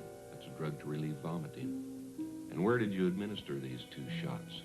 In the arm, intravenously. How do you remember so much of it? Who knows? Could that flu shot you gave yourself have anything to do with it?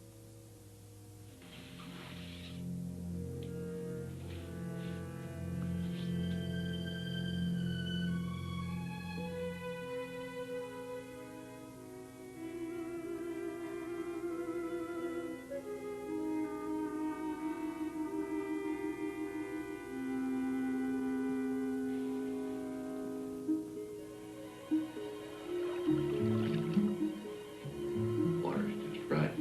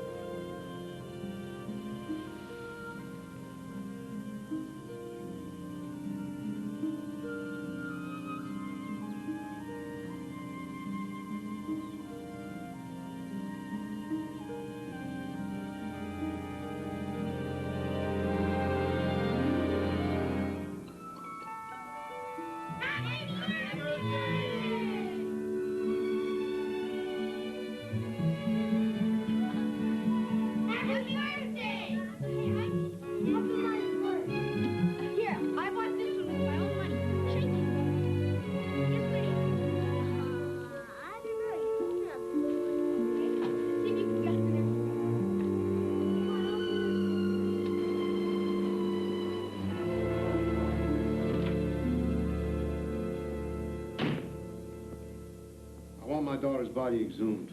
Mr. Robbins. I want the body exhumed and another autopsy performed. Exhumation is a very painful and unpleasant experience. For the bereaved. Who's grieving except me and my wife? Not the widower. Trying to influence this office with a rigged sodium pentothal test. We were not influenced. Rhea and me are willing to suffer through this exhumation. Nobody else has any right to say no. Of course, legally, the husband has a right. You know who Dr. Milton Helpern is? Of course, I've heard the name. He's the leading pathologist in the country, in the world. Chief medical examiner in New York City. I've talked with him. He's willing to come down here and perform another autopsy. He needs somebody in authority to ask him. You're talking about a very expensive procedure. I'll pay for it, pay for everything. I've already worked it out with Helpern. All I'm asking is an authorization. My daughter's dead. Nobody agrees on what killed her. Pancreatitis, hepatitis. Before I go to my grave, I have to know. I won't quit till I do.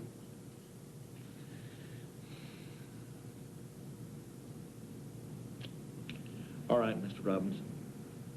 We'll leave it up to the grand jury.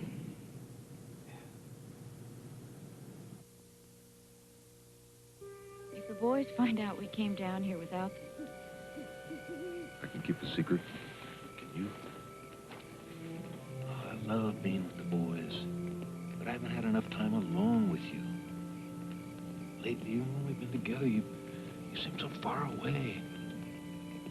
Baby, please, don't ever let anything come between us.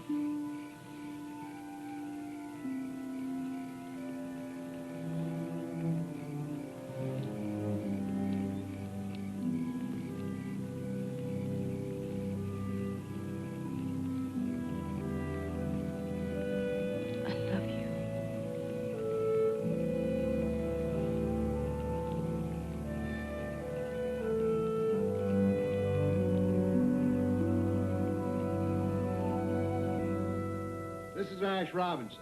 Oh, I've been expecting your call. Right. Dr. Helpern, I just got word the grand jury gave us the go-ahead. They'll be in touch with you in a couple of days. Very well. We'll set up a suitable schedule. The sooner the better. Mr. Robinson, I'm very happy to do what I can, but I want to remind you again that you mustn't count on this too heavily. The odds against our discovering anything new are very high. Just come do your best, that's all I ask. I'll talk to you soon. Right. We're doing it, Ma. We're finally on the move against that monster. I think you're wrong. What are you talking about? This thing you're doing, it's not going to bring Joan back, now is it? And if you keep on, John will never let Boot be with us. When I prove what I'm going to prove, we'll take Boot away from him forever. I miss that little boy. You think I don't? Listen, John Hill's going to meet his match. That other doctor back east killed his wife with this hard-to-detect poison. Figured he had gotten clean away with it. Along comes this man Helpern. Whack! He's got him.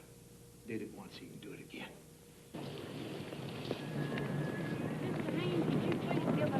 Mr. Racehorse, could you comment on the verdict? You were pleased, of course. My two favorite words in any language. Not guilty. This evidence seems so overwhelmingly against your client. I like challenges. When the DA destroyed your initial defense, you seem to have half a dozen alternate positions. Well, let's look at it this way. Say you sue me because you say that my dog bit you. Well, now, this is my defense. My dog doesn't bite. And secondly, in the alternative, my dog was tied up that night. And third, I don't believe that you really got bit. And fourth, I don't have a dog. Haynes interview. John Hill, Mr. Haynes. Good morning, Dr. Hill. I have an idea about this new autopsy.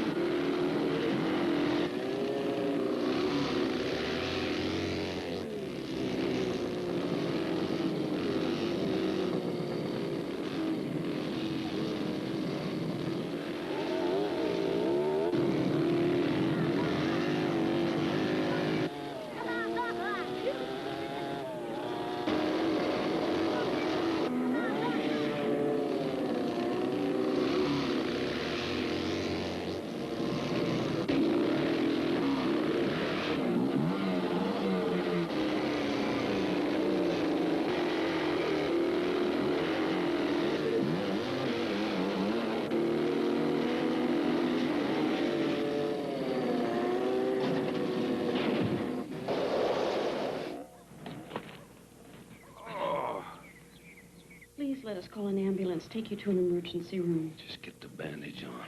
If your collarbone is fractured, it has to be set.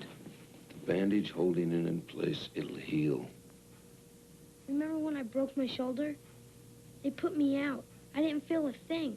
I had sodium pentothal. Is that right? Mom said I never stopped talking while I was out. Funnier than Tommy Smothers. Well, everything's under control here now. You check on the other boys. Why are you afraid to go under an anesthetic? I'm not afraid. Surgery is for other people. So are motorbikes.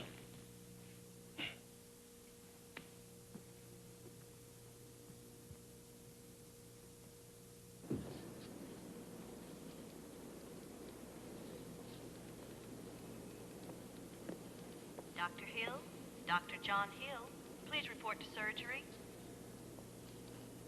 Dr. Hill, Dr. John Hill, please report to surgery.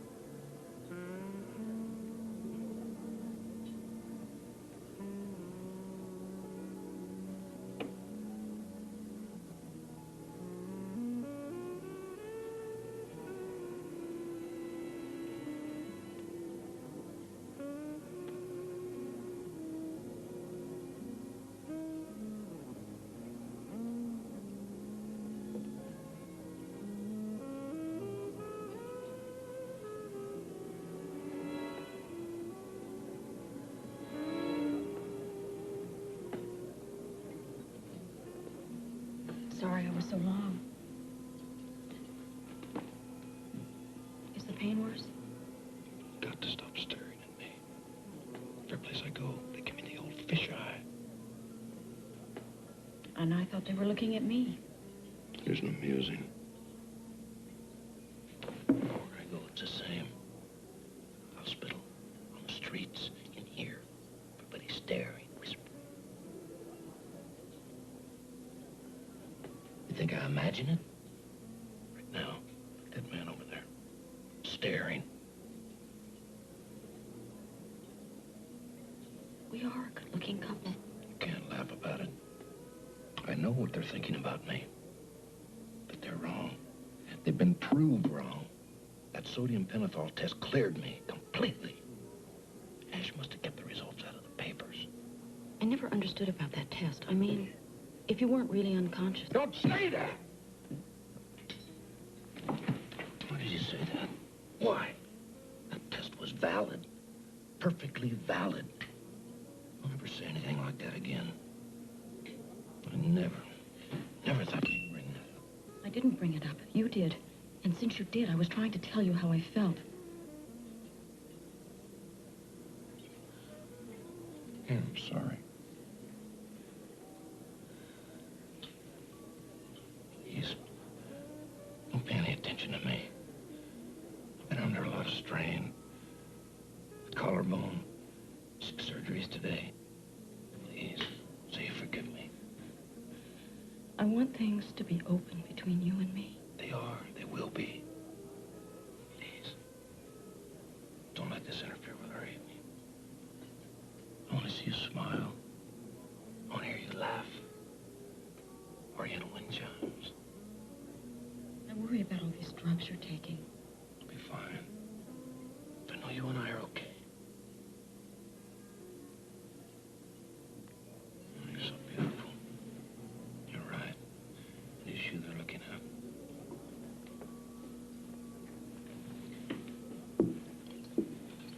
I'm gonna stay over here if you don't mind.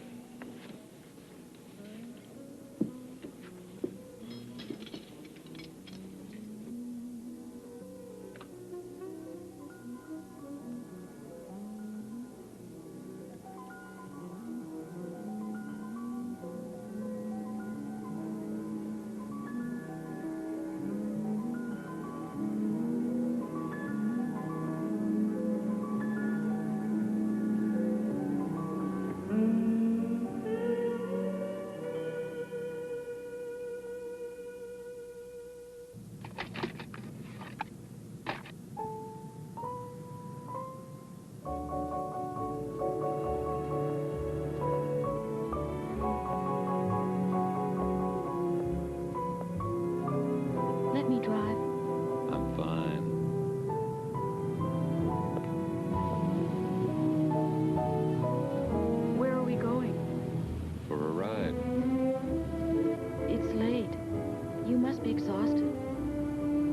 there's no sitter with the boys.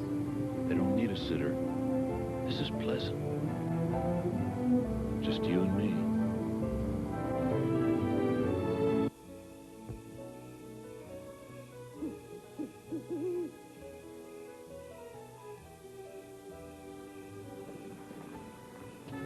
Why are you pushing yourself like this? Let's go back. All right.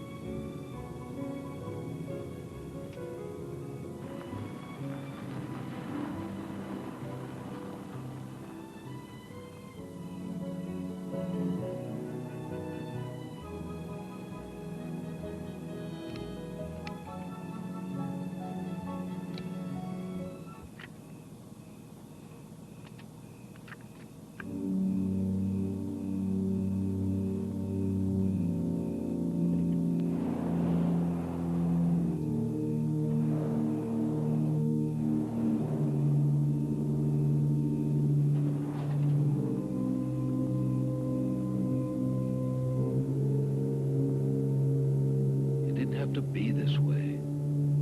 I certainly didn't want it this way. But I knew Joan would never give me a divorce. Well, as it turned out, you didn't need a divorce. So why make yourself unhappy about it? She had such a great life. Success. Everybody who knew her loved her. She had it all.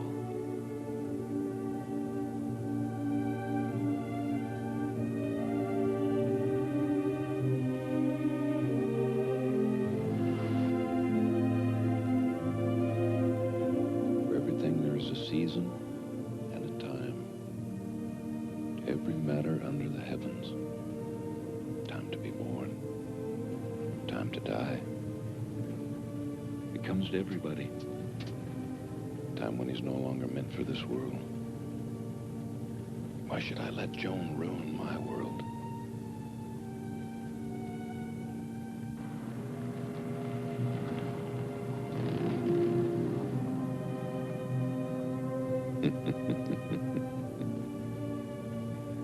So easy. I collected every form of human excrement. Pus, urine, feces. And I grew some cultures. First I gave her pastries mixed with the culture. Nothing. I gave her Epicac mixed in cola. That started her vomiting, and she begged me to help her. So I gave her a direct shot of the culture and met Stickland B. After that, it was just a matter of time.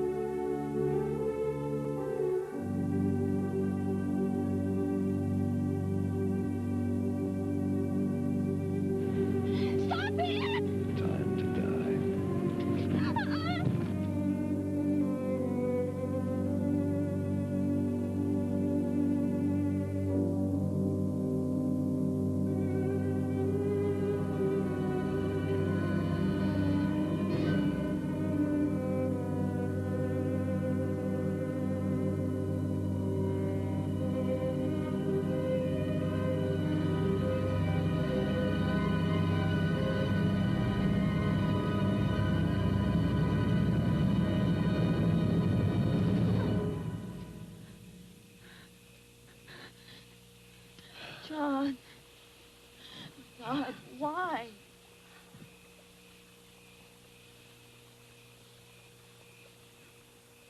No!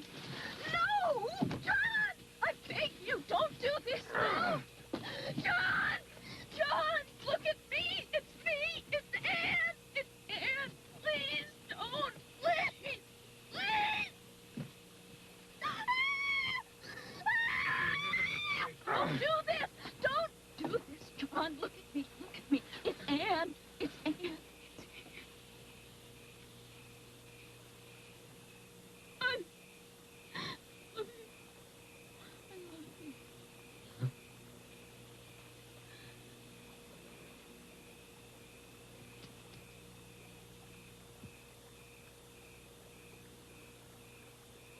I smell gasoline. We have to get out of here.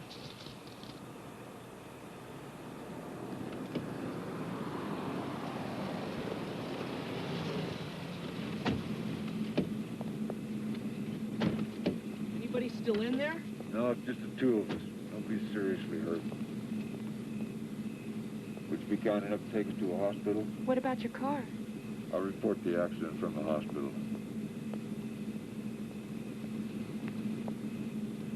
Don't say anything. Please. I swear I'll make everything right.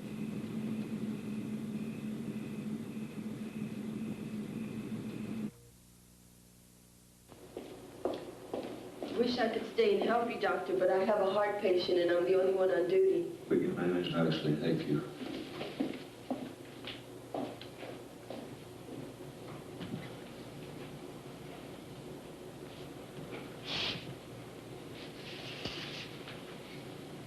Anne, please, no. I can't believe it happened. I can't.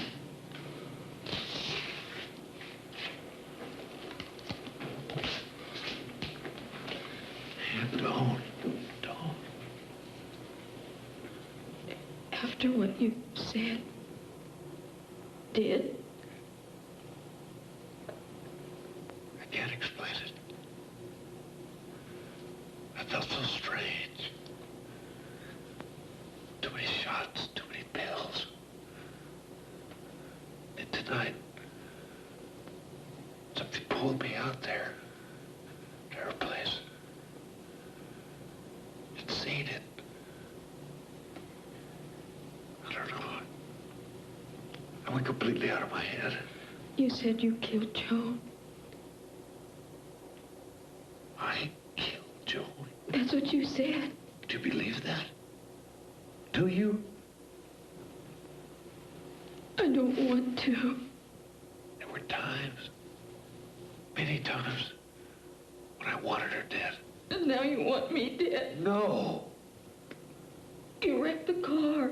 Went out of control. And then you... I thought you were going into shock. I was only trying to prevent that. Why would I want to hurt you?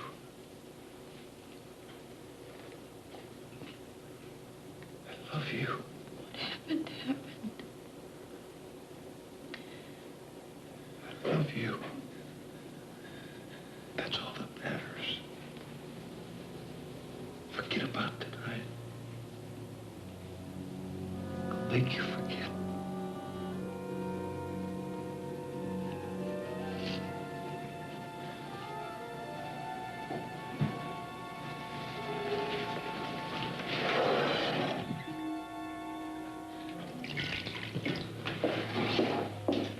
Doctor, will you be wanting to give Mrs. Hill a shot? No.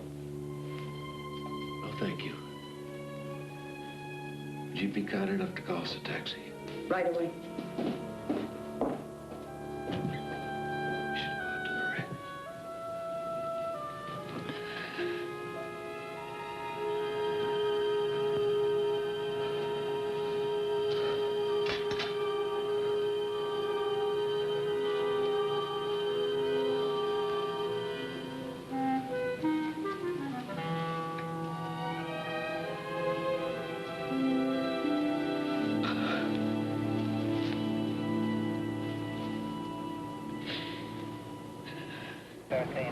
That'll be coming out of the yellow house area.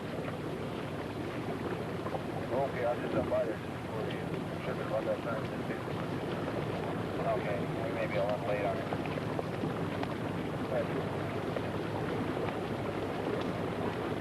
31827. Go ahead, 827.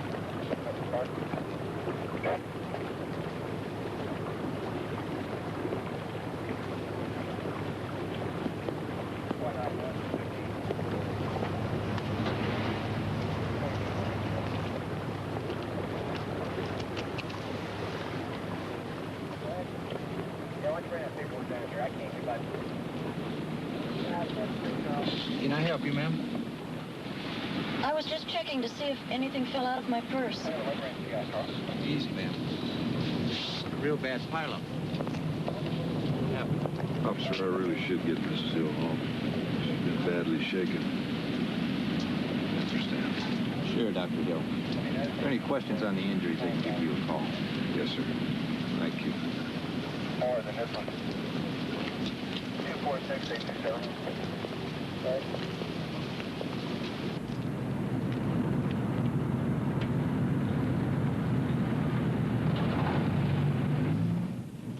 Did you find the syringe? I threw it away. Maybe I'm so sorry. I'll never forgive myself for what happened tonight. If I lost you, nothing else would matter.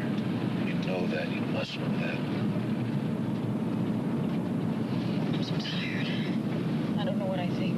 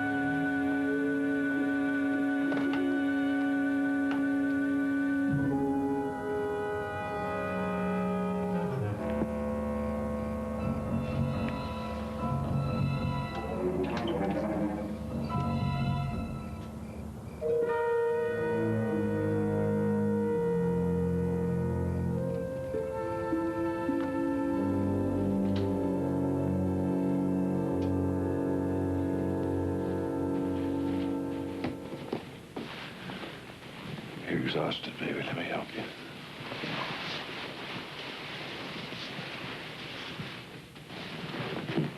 Why don't you slip into bed and I'll get you a pill and some warm milk.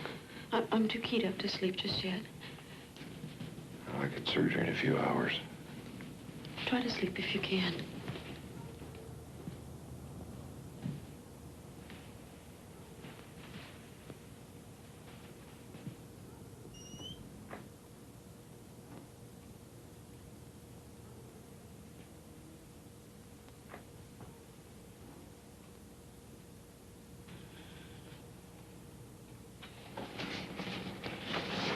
Mom? It's all right. Just a bad dream. Go back to sleep.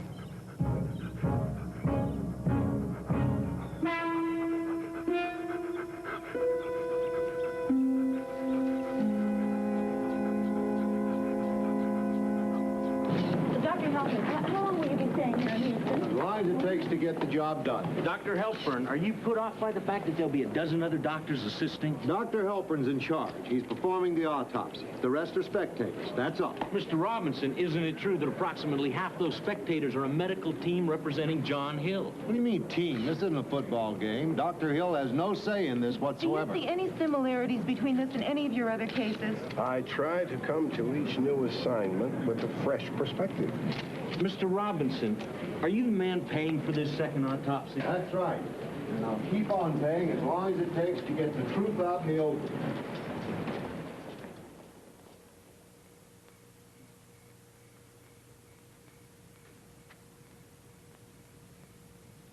Thank you for coming to me. I didn't think you wanted me to come to you. Are you feeling differently? I don't know what I feel. Feel you love me. Don't look away. When I'm here with you like this, I love you. It's as though it never happened. I need you. If I knew what you said about Joan wasn't true. This autopsy, even though Ash is paying for it, if they find she died of natural causes. That's exactly what they'll find. Believe me.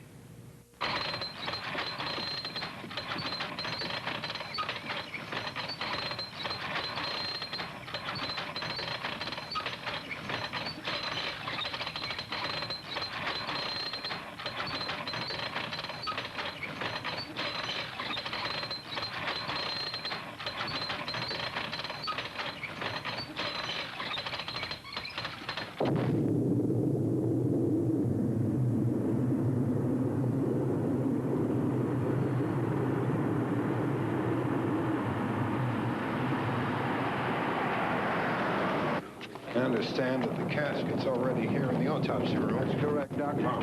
Ladies and gentlemen, I'd like to introduce Dr. Milton Helpern, Chief Medical Examiner for the City of New York. Gentlemen, good morning. Let's get started, shall we? Is this the lawful casket of Joan Robinson Hill? Yes, sir. By order of the Harris County District Attorney, open this coffin.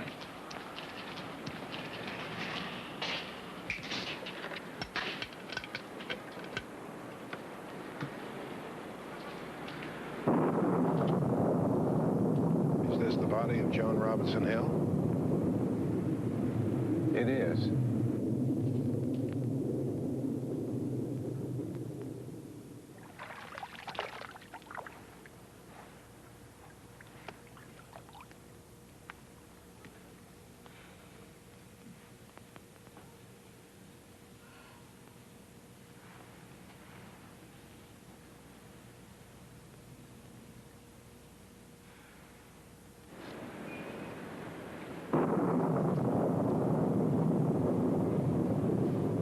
Doctor.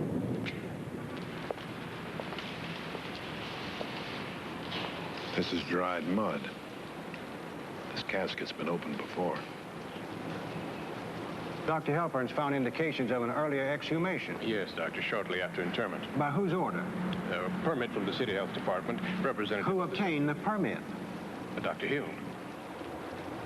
John Hill opened this casket? That is correct. I believe it was to remove a ring from the lady's finger.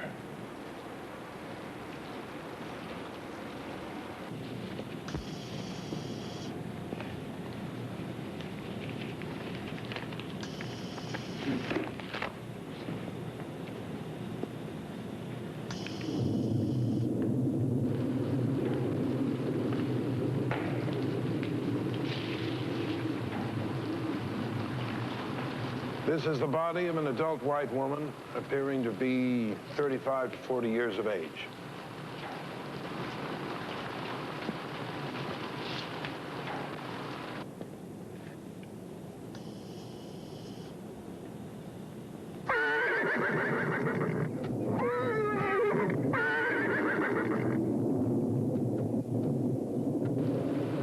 The lungs, spleen, and one kidney are detached, showing evidence of sectioning during the prior autopsy.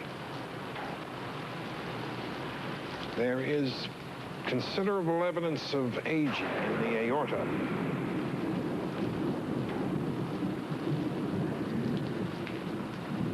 The heart? The heart is missing, gentlemen. And it seems that the brain is missing, too.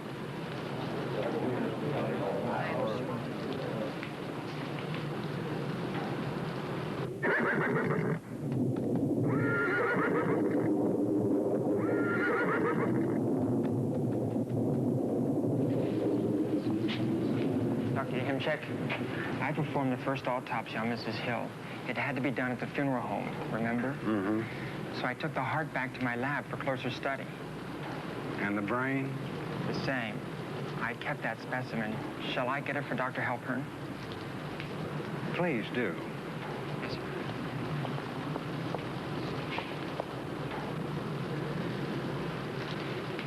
This is the brain of Joan Robinson Hill? Yes, sir. And when you examine it, I think you'll find the probable cause of death. Really? Meningitis. Well, we shall see. Gentlemen, let us turn our attention to the spinal cord and its meninges.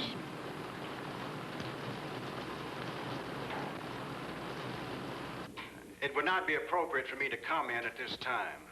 Dr. Halpern conducted the investigation in a thorough and painstaking manner. When he submitted his report, the public will be advised. Thank you. Joan Robinson Hill died suddenly after a brief illness, raising a cloud of suspicion.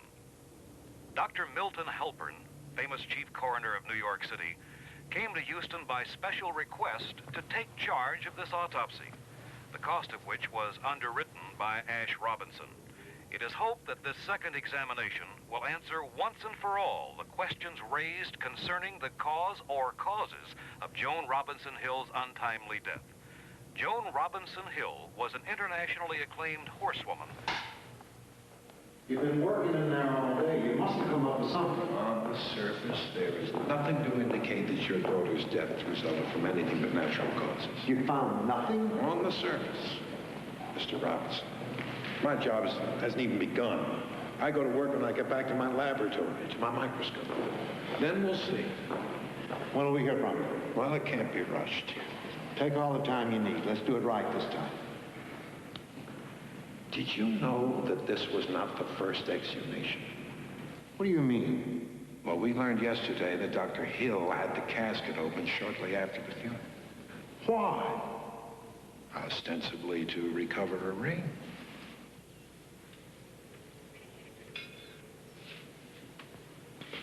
Oh, it is such a gorgeous morning. Let's go out and enjoy it. Could we talk a minute? Oh, I see a dark cloud.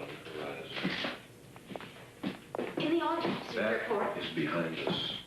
Why don't I call Tom and get him to take over my rounds? Please, Joan had a transfusion 45 minutes before she died. If they gave her the wrong kind of blood... Pile in the car and go down to the bay. John, why won't you help me? Whatever happened to Joan... Is dead and buried. But a few people are so obsessed they keep digging it up. Those people are sick. Deranged. I want Joan Robinson out of my life. And whatever it takes to get rid of her, I'll do it. These are hers.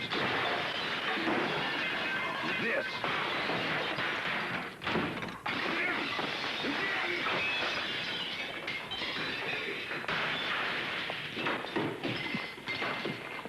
John!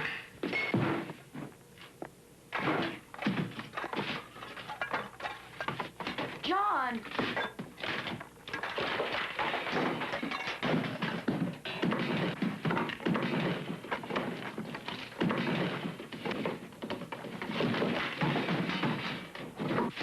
Please don't! John! You're witnessing an exorcism. The freeing of a man possessed.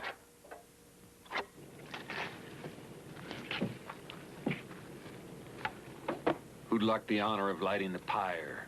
Anne? Boot? No!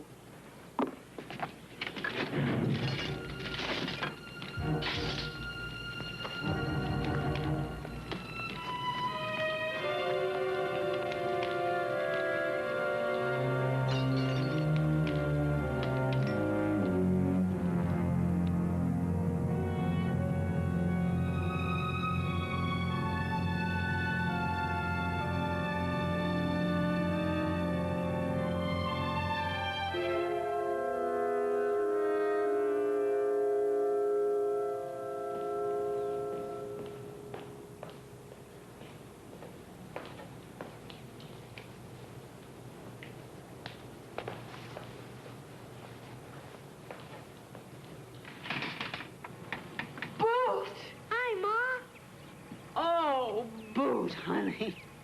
I missed you, boy. I missed you so much. How'd you get here? She brought you? And Kurt? Who'd have thought it?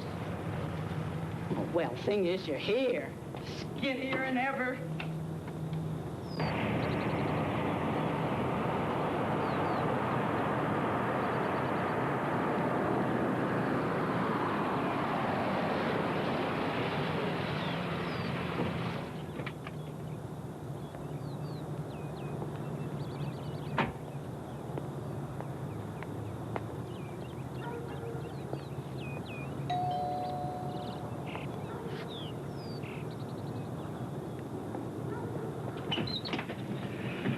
I had to come to see you to thank you. Mr. Robinson.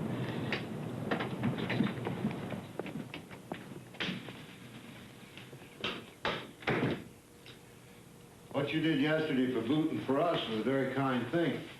I've never liked the idea of keeping a little boy away from people who love him. You'll let him come again? Whenever we can arrange it.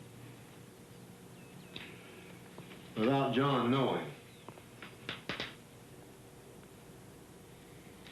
I guess things aren't too good between you and him. Not very long ago, seeing you look the way you do now would have made me as happy as a tick on a champion hound. Now it worries me. I'll try to bring Robert by this afternoon. We'll be waiting.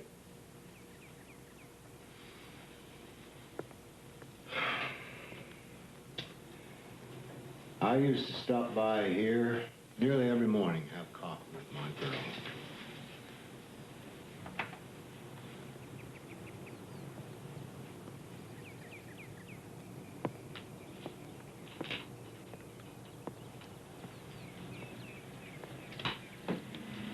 Be careful.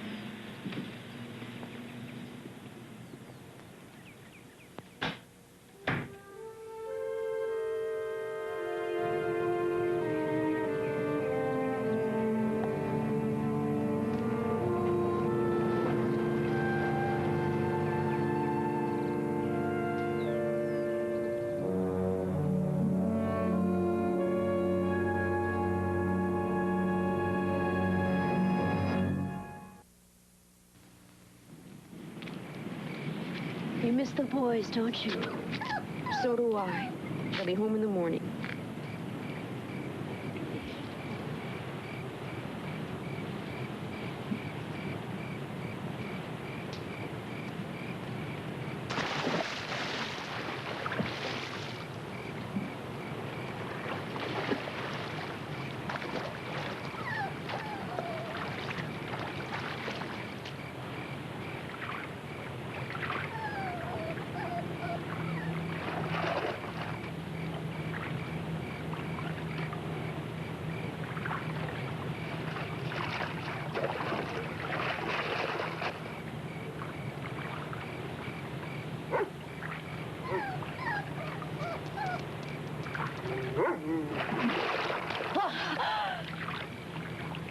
I didn't hear you.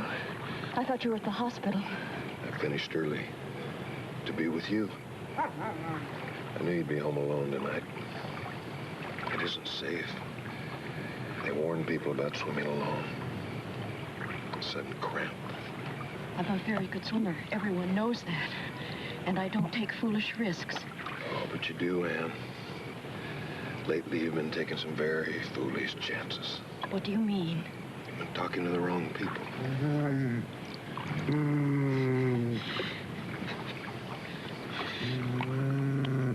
We were alone in a pool that first night we'd met. Beginnings. And endings. John. You must have let him out when you came in.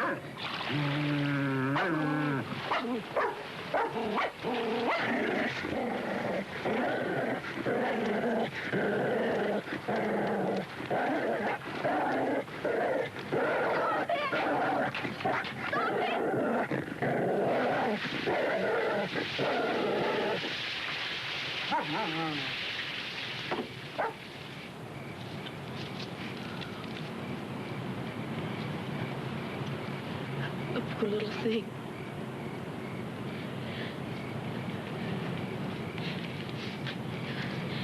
That killer, he's done this before. How many times? The owner's a friend. She'll be very upset. But she doesn't do anything, and he'll kill again. You know he will. I'm sorry. We'll have to get the boys another dog. I'm sorry.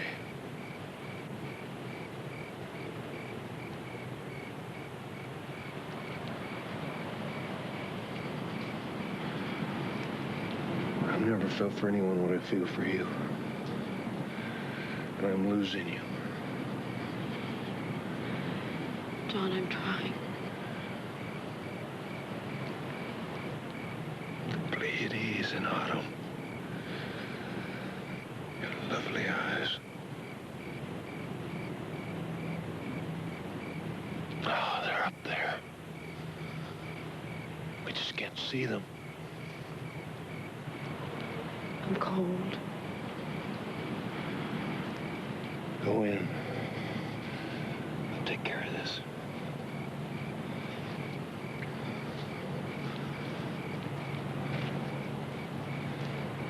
It is my opinion Joan Robinson Hill came to her death as a result of a fulminating infectious process, the specific nature of which is no longer determinable. The immediate embalming and initial autopsy in an environment not equipped to perform adequate bacteriologic, virologic, and toxicologic studies precluded the proper pathological determination of the exact cause of death. It is my further opinion that the exact cause or manner of death cannot be established from the exhumed body and autopsy alone. In view of the unusual circumstances surrounding this death and the questions raised following the death, a thorough grand jury investigation is indicated and herewith recommended.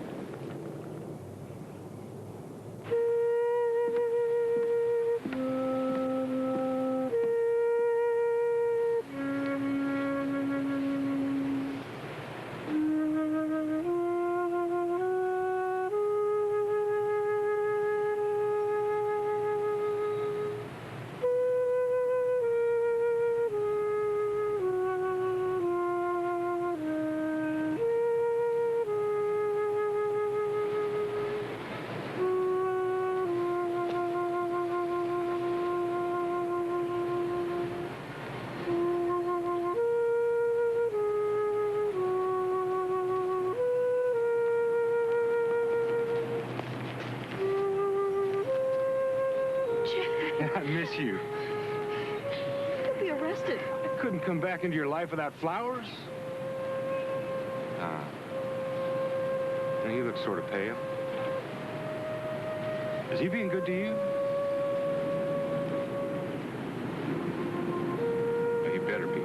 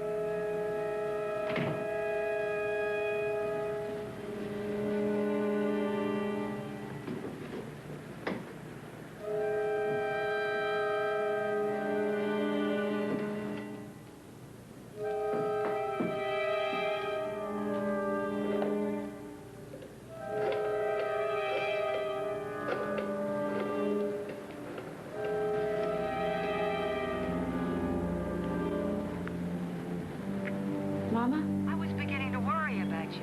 Papa's taking the boys to a double feature, and with the weather being what it is, we just thought we'd keep him here tonight. You're sure? It'll give you and John some time to yourself. I'll talk to you in the morning. Bye-bye.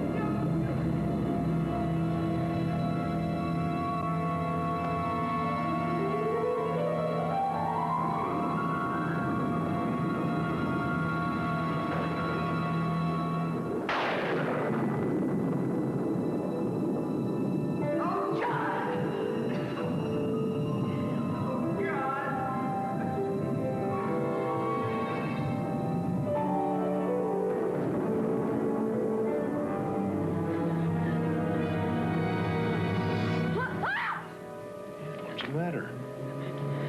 Joan. Joan's voice. I heard her crying.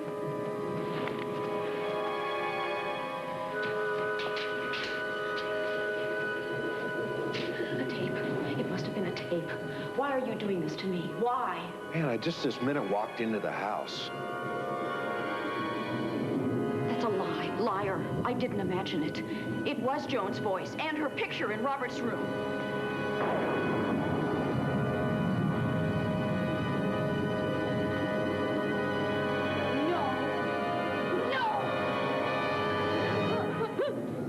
Put yourself into a panic. Easy. You shouldn't be here all alone. I thought about you all day. But I do that every day. John. I love holding you like this when you're trembling. Protecting you. Relax. I'm gonna take care of you. Oh, John. What's happening to me? To us? It's all right. It's all right. I'm here to take care of you.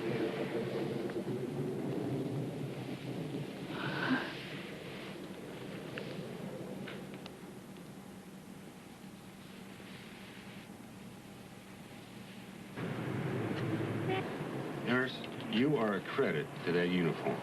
You have to sign here and here. Well, why don't you have dinner with me tonight? Mr. Ramsey, we're admitting you as a patient. Yeah, I know, but I'm going to have a private room, and we could start off with a bay shrimp. We'd get the rack of lamb, and then we'd go for the old Grand Marnier souffle. Orderly. Room number 493. Oh, I'm just here for an insurance exam. Yeah, I'm not contagious. I'm just kind of congenial.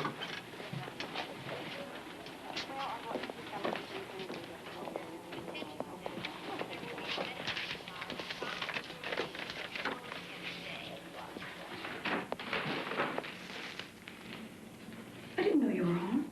A little remembrance.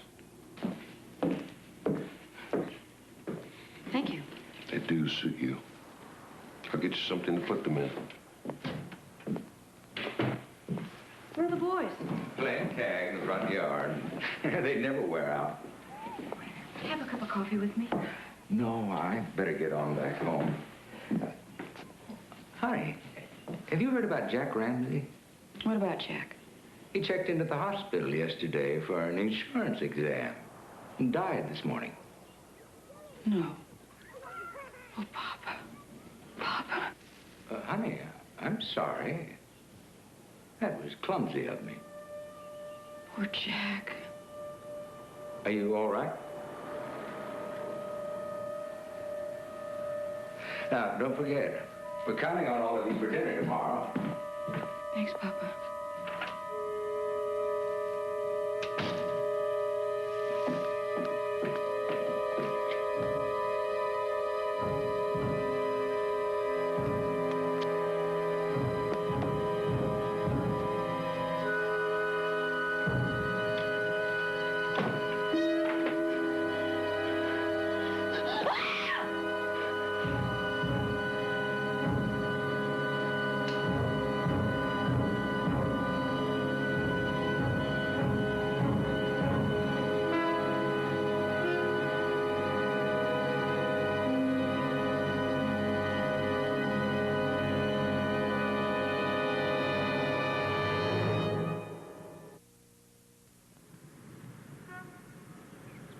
With the court's permission, I'd like to ask my client a few questions which I feel may be helpful. Thank you. Anne, how long have you been married to Dr. Hill? 5 months. 5 months. Some people might object to the fact that only 5 months is not near enough time to test a relationship. We can't live together. Has Dr. Hill ever been unfaithful? Not to my knowledge. But the relationship is incompatible. Yes, it is. You afraid of your husband? We can't live together. Well, in his complaint, Dr. Hill alleges that you injured him, both verbally and physically. Does it matter? Yes, it matters. You're accused of being interested only in Dr. Hill's money, of embarrassing him in front of his colleagues, of having a very cruel and unforgiving temper. That isn't true. I tried to understand, forgive. And why can't you forgive? And why are you terrified of him?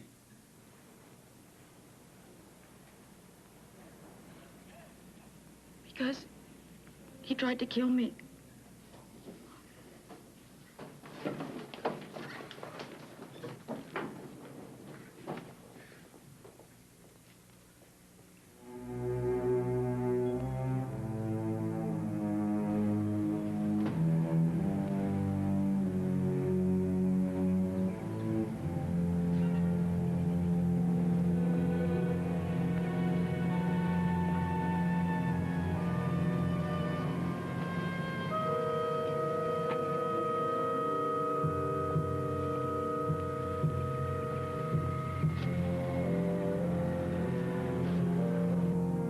You publicly declared that your ex-husband made an attempt on your life. Is that true? Yes, sir. As a result of that declaration, you were subpoenaed before the Harris County Grand Jury, where you testified that John Hill had actually made 2 attempts. I did. And these attempts took place on June 29th, 1969. Why did you wait so long to accuse the doctor? I was afraid. Oh? Well, the night of the accident, weren't the police summoned? Yes. If you'd told them your husband had tried to kill you, they would have given you protection. There were 4 children at home. I was trying to do what was best for all of us. The initial shock and confusion, now that I can understand, but to live for months with a confessed murderer who tried to kill you... I love him. Even after he'd tried twice to take your life? I loved him. I wanted to believe it wasn't true. Mrs. Kurth is still being intimidated by Dr. Hill. Oh? In what way? Well, he follows her. He phones her up at all hours. He watches her house. Perhaps he's trying to frighten you so you won't testify when he comes to trial. If he ever comes to trial. No, we are confident the grand jury is going to indict. So please stay in touch. Bye, Eddie. Bye, Frank. Goodbye. Thank you.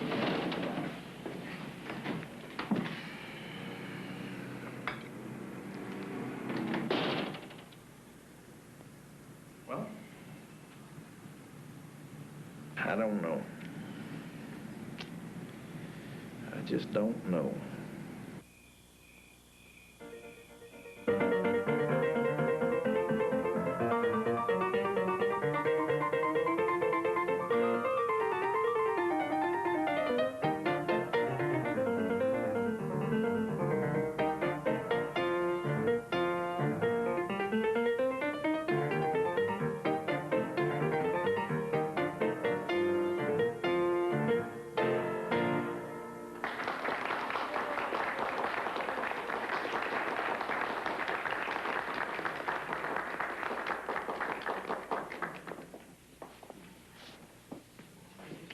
Glad you came, Connie.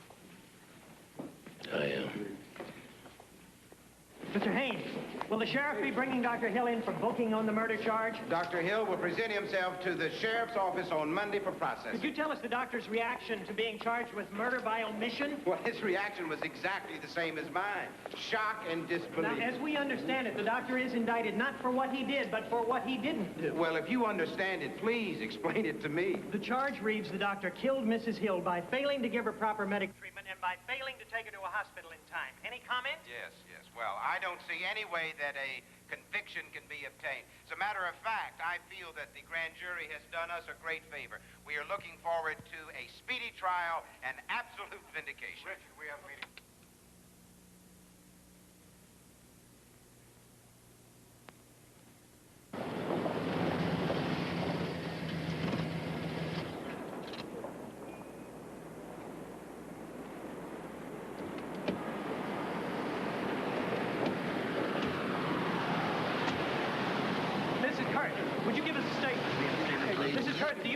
testify against Dr. Hill? Mrs. Kurtz, what kind of a statement do you intend to make?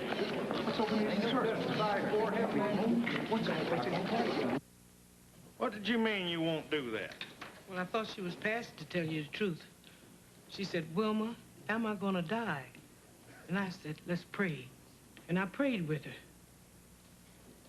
I had prayer with her, and I told her to pray to God that he wouldn't let her die, because God hears you. Then I put her in the car with some pillows and put her head on the pillow, and then I covered her up with the white blanket.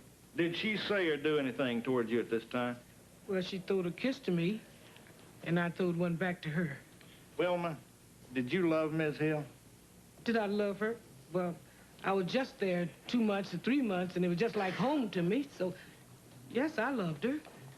You saw Dr. and Ms. Hill together quite a bit, did you not? I saw them together, yes. Did Mrs. Joan Hill love Dr. Hill?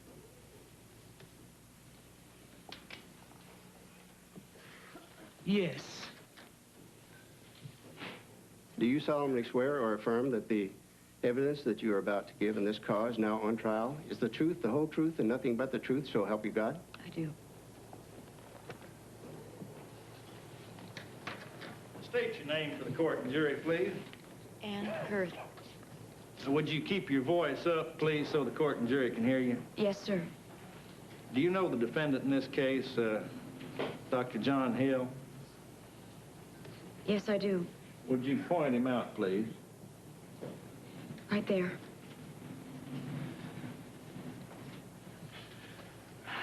On the early morning of June 30th, 1969, was the automobile in which you and John Hill were driving involved in a collision? Yes, it was. Your Honor, may we have the record reflect our position? You object to that? May we have a running objection, Your Honor? Your objection's overruled, Counselor. To which we take exception, Your Honor. Would you describe just the event of the collision, please? Dr. Hill was driving the car. He veered into a bridge, crashed my side of the car into a bridge. And immediately following this, did he not once again threaten your life? Your Honor, there has been no testimony to that effect. We object to it. Sustained. Immediately following that, immediately following the collision, what happened? He pulled a syringe from his pocket and tried to turn and get it into me. Could you have gotten out of your side of the car at that moment? No, sir. My side was demolished. What did you do? I succeeded in jiggling it out of his hand, and it fell to the floor. Does Dr. Hill have occasion to treat patients who are victims of accidents of one sort or another? Yes, of course. Did you know when he was approaching you with the needle whether he was attempting to treat you or harm you? Yes, I knew. By something that happened previously? Yes. What was that? He had just told me how he had killed Joan with a needle. I object, Your Honor. Your Honor, I object. May it please the court, I object to that. May we approach the bench? Bailiff, take the jury out. Your Honor, we move for a mistrial. The lady has injected by her comments before the jury testimony to the effect that the defendant admitted that he killed his wife with a needle. Does this mistrial mean the end of your prosecution, Dr. Hill? Not at all. We'll move immediately for a new trial. Dr. Hill, is this a woman scorned talking? I think that's evidence to everyone listening. It's worse than that. It's evidence of a woman scorned and a woman devoid of reason, maniacal in her effort and desire to exact some revenge on John Hill for some imagined wrong.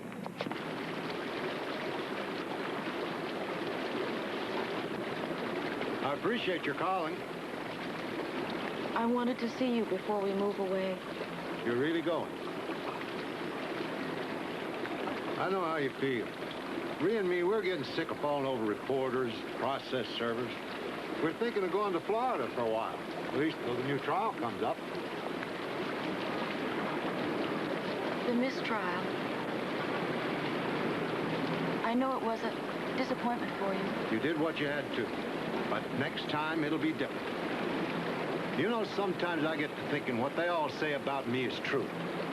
Maybe I turned crazy from all the hate I feel. But now I know the bastard not only killed my Joan, he bragged on it to you.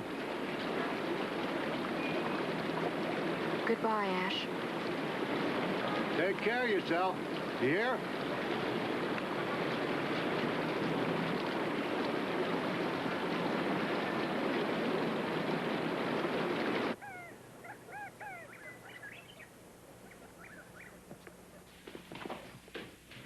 Why does anyone live in Houston? Mom, can we go to the lake? As soon as we finish unpacking. I had special locks put on. I want to feel safe, serene. Mom, I think this is your record. Wonderful music. I understand the new Mrs. Hill prefers classical. Don't look back, your mom always said. Good advice is always so simple and so hard to follow.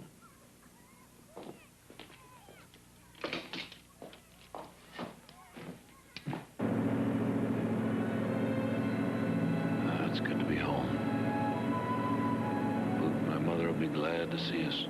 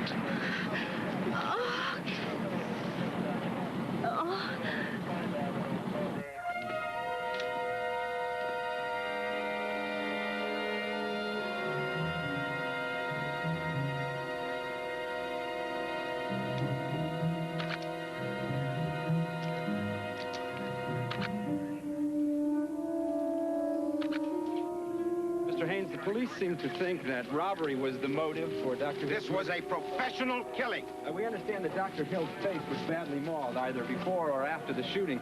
If I went down the street now and shot Ash Robinson, shot him 10 times, and then burned his house down, it wouldn't do any good. It wouldn't breathe life into my son.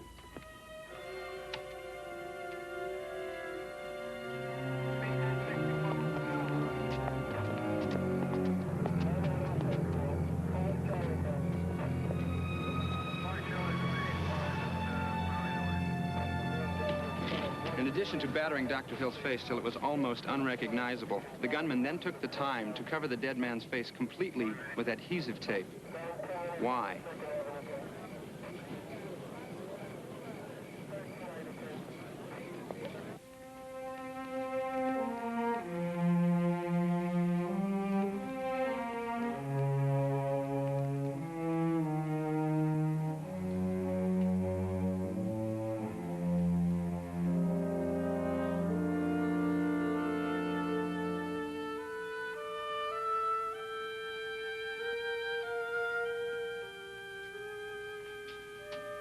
okay? Can't sleep. Keep thinking about Robert.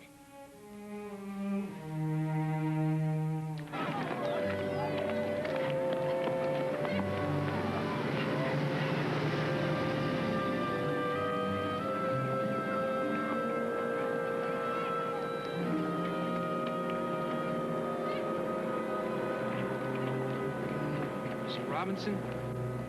Can't I find peace anywhere? Please, just a few questions.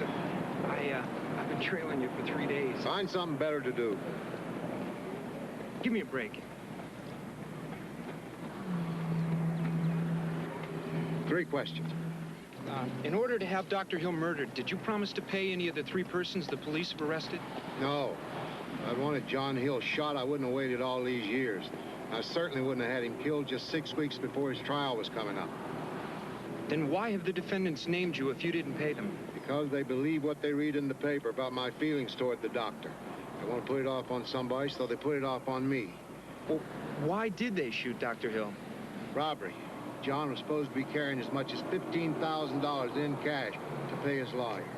There's a rumor... You got your 3 questions. Please, one more. Some people wonder if John Hill is still alive. Could it have been a lookalike who was shot? Why was his face so battered and then taped?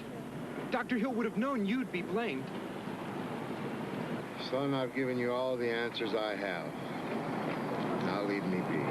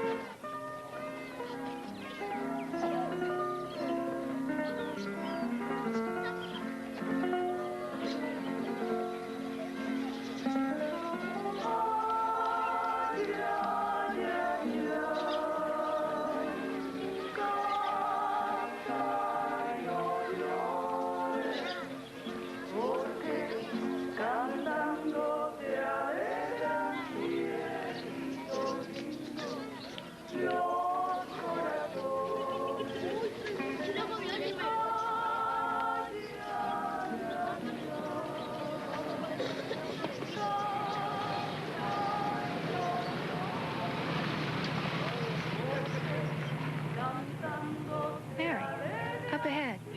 Looks like trouble. Is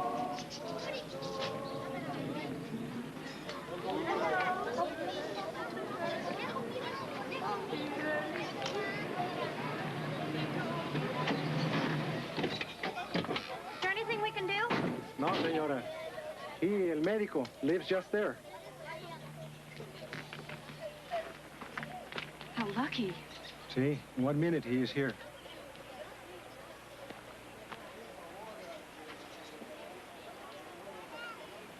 Something about him.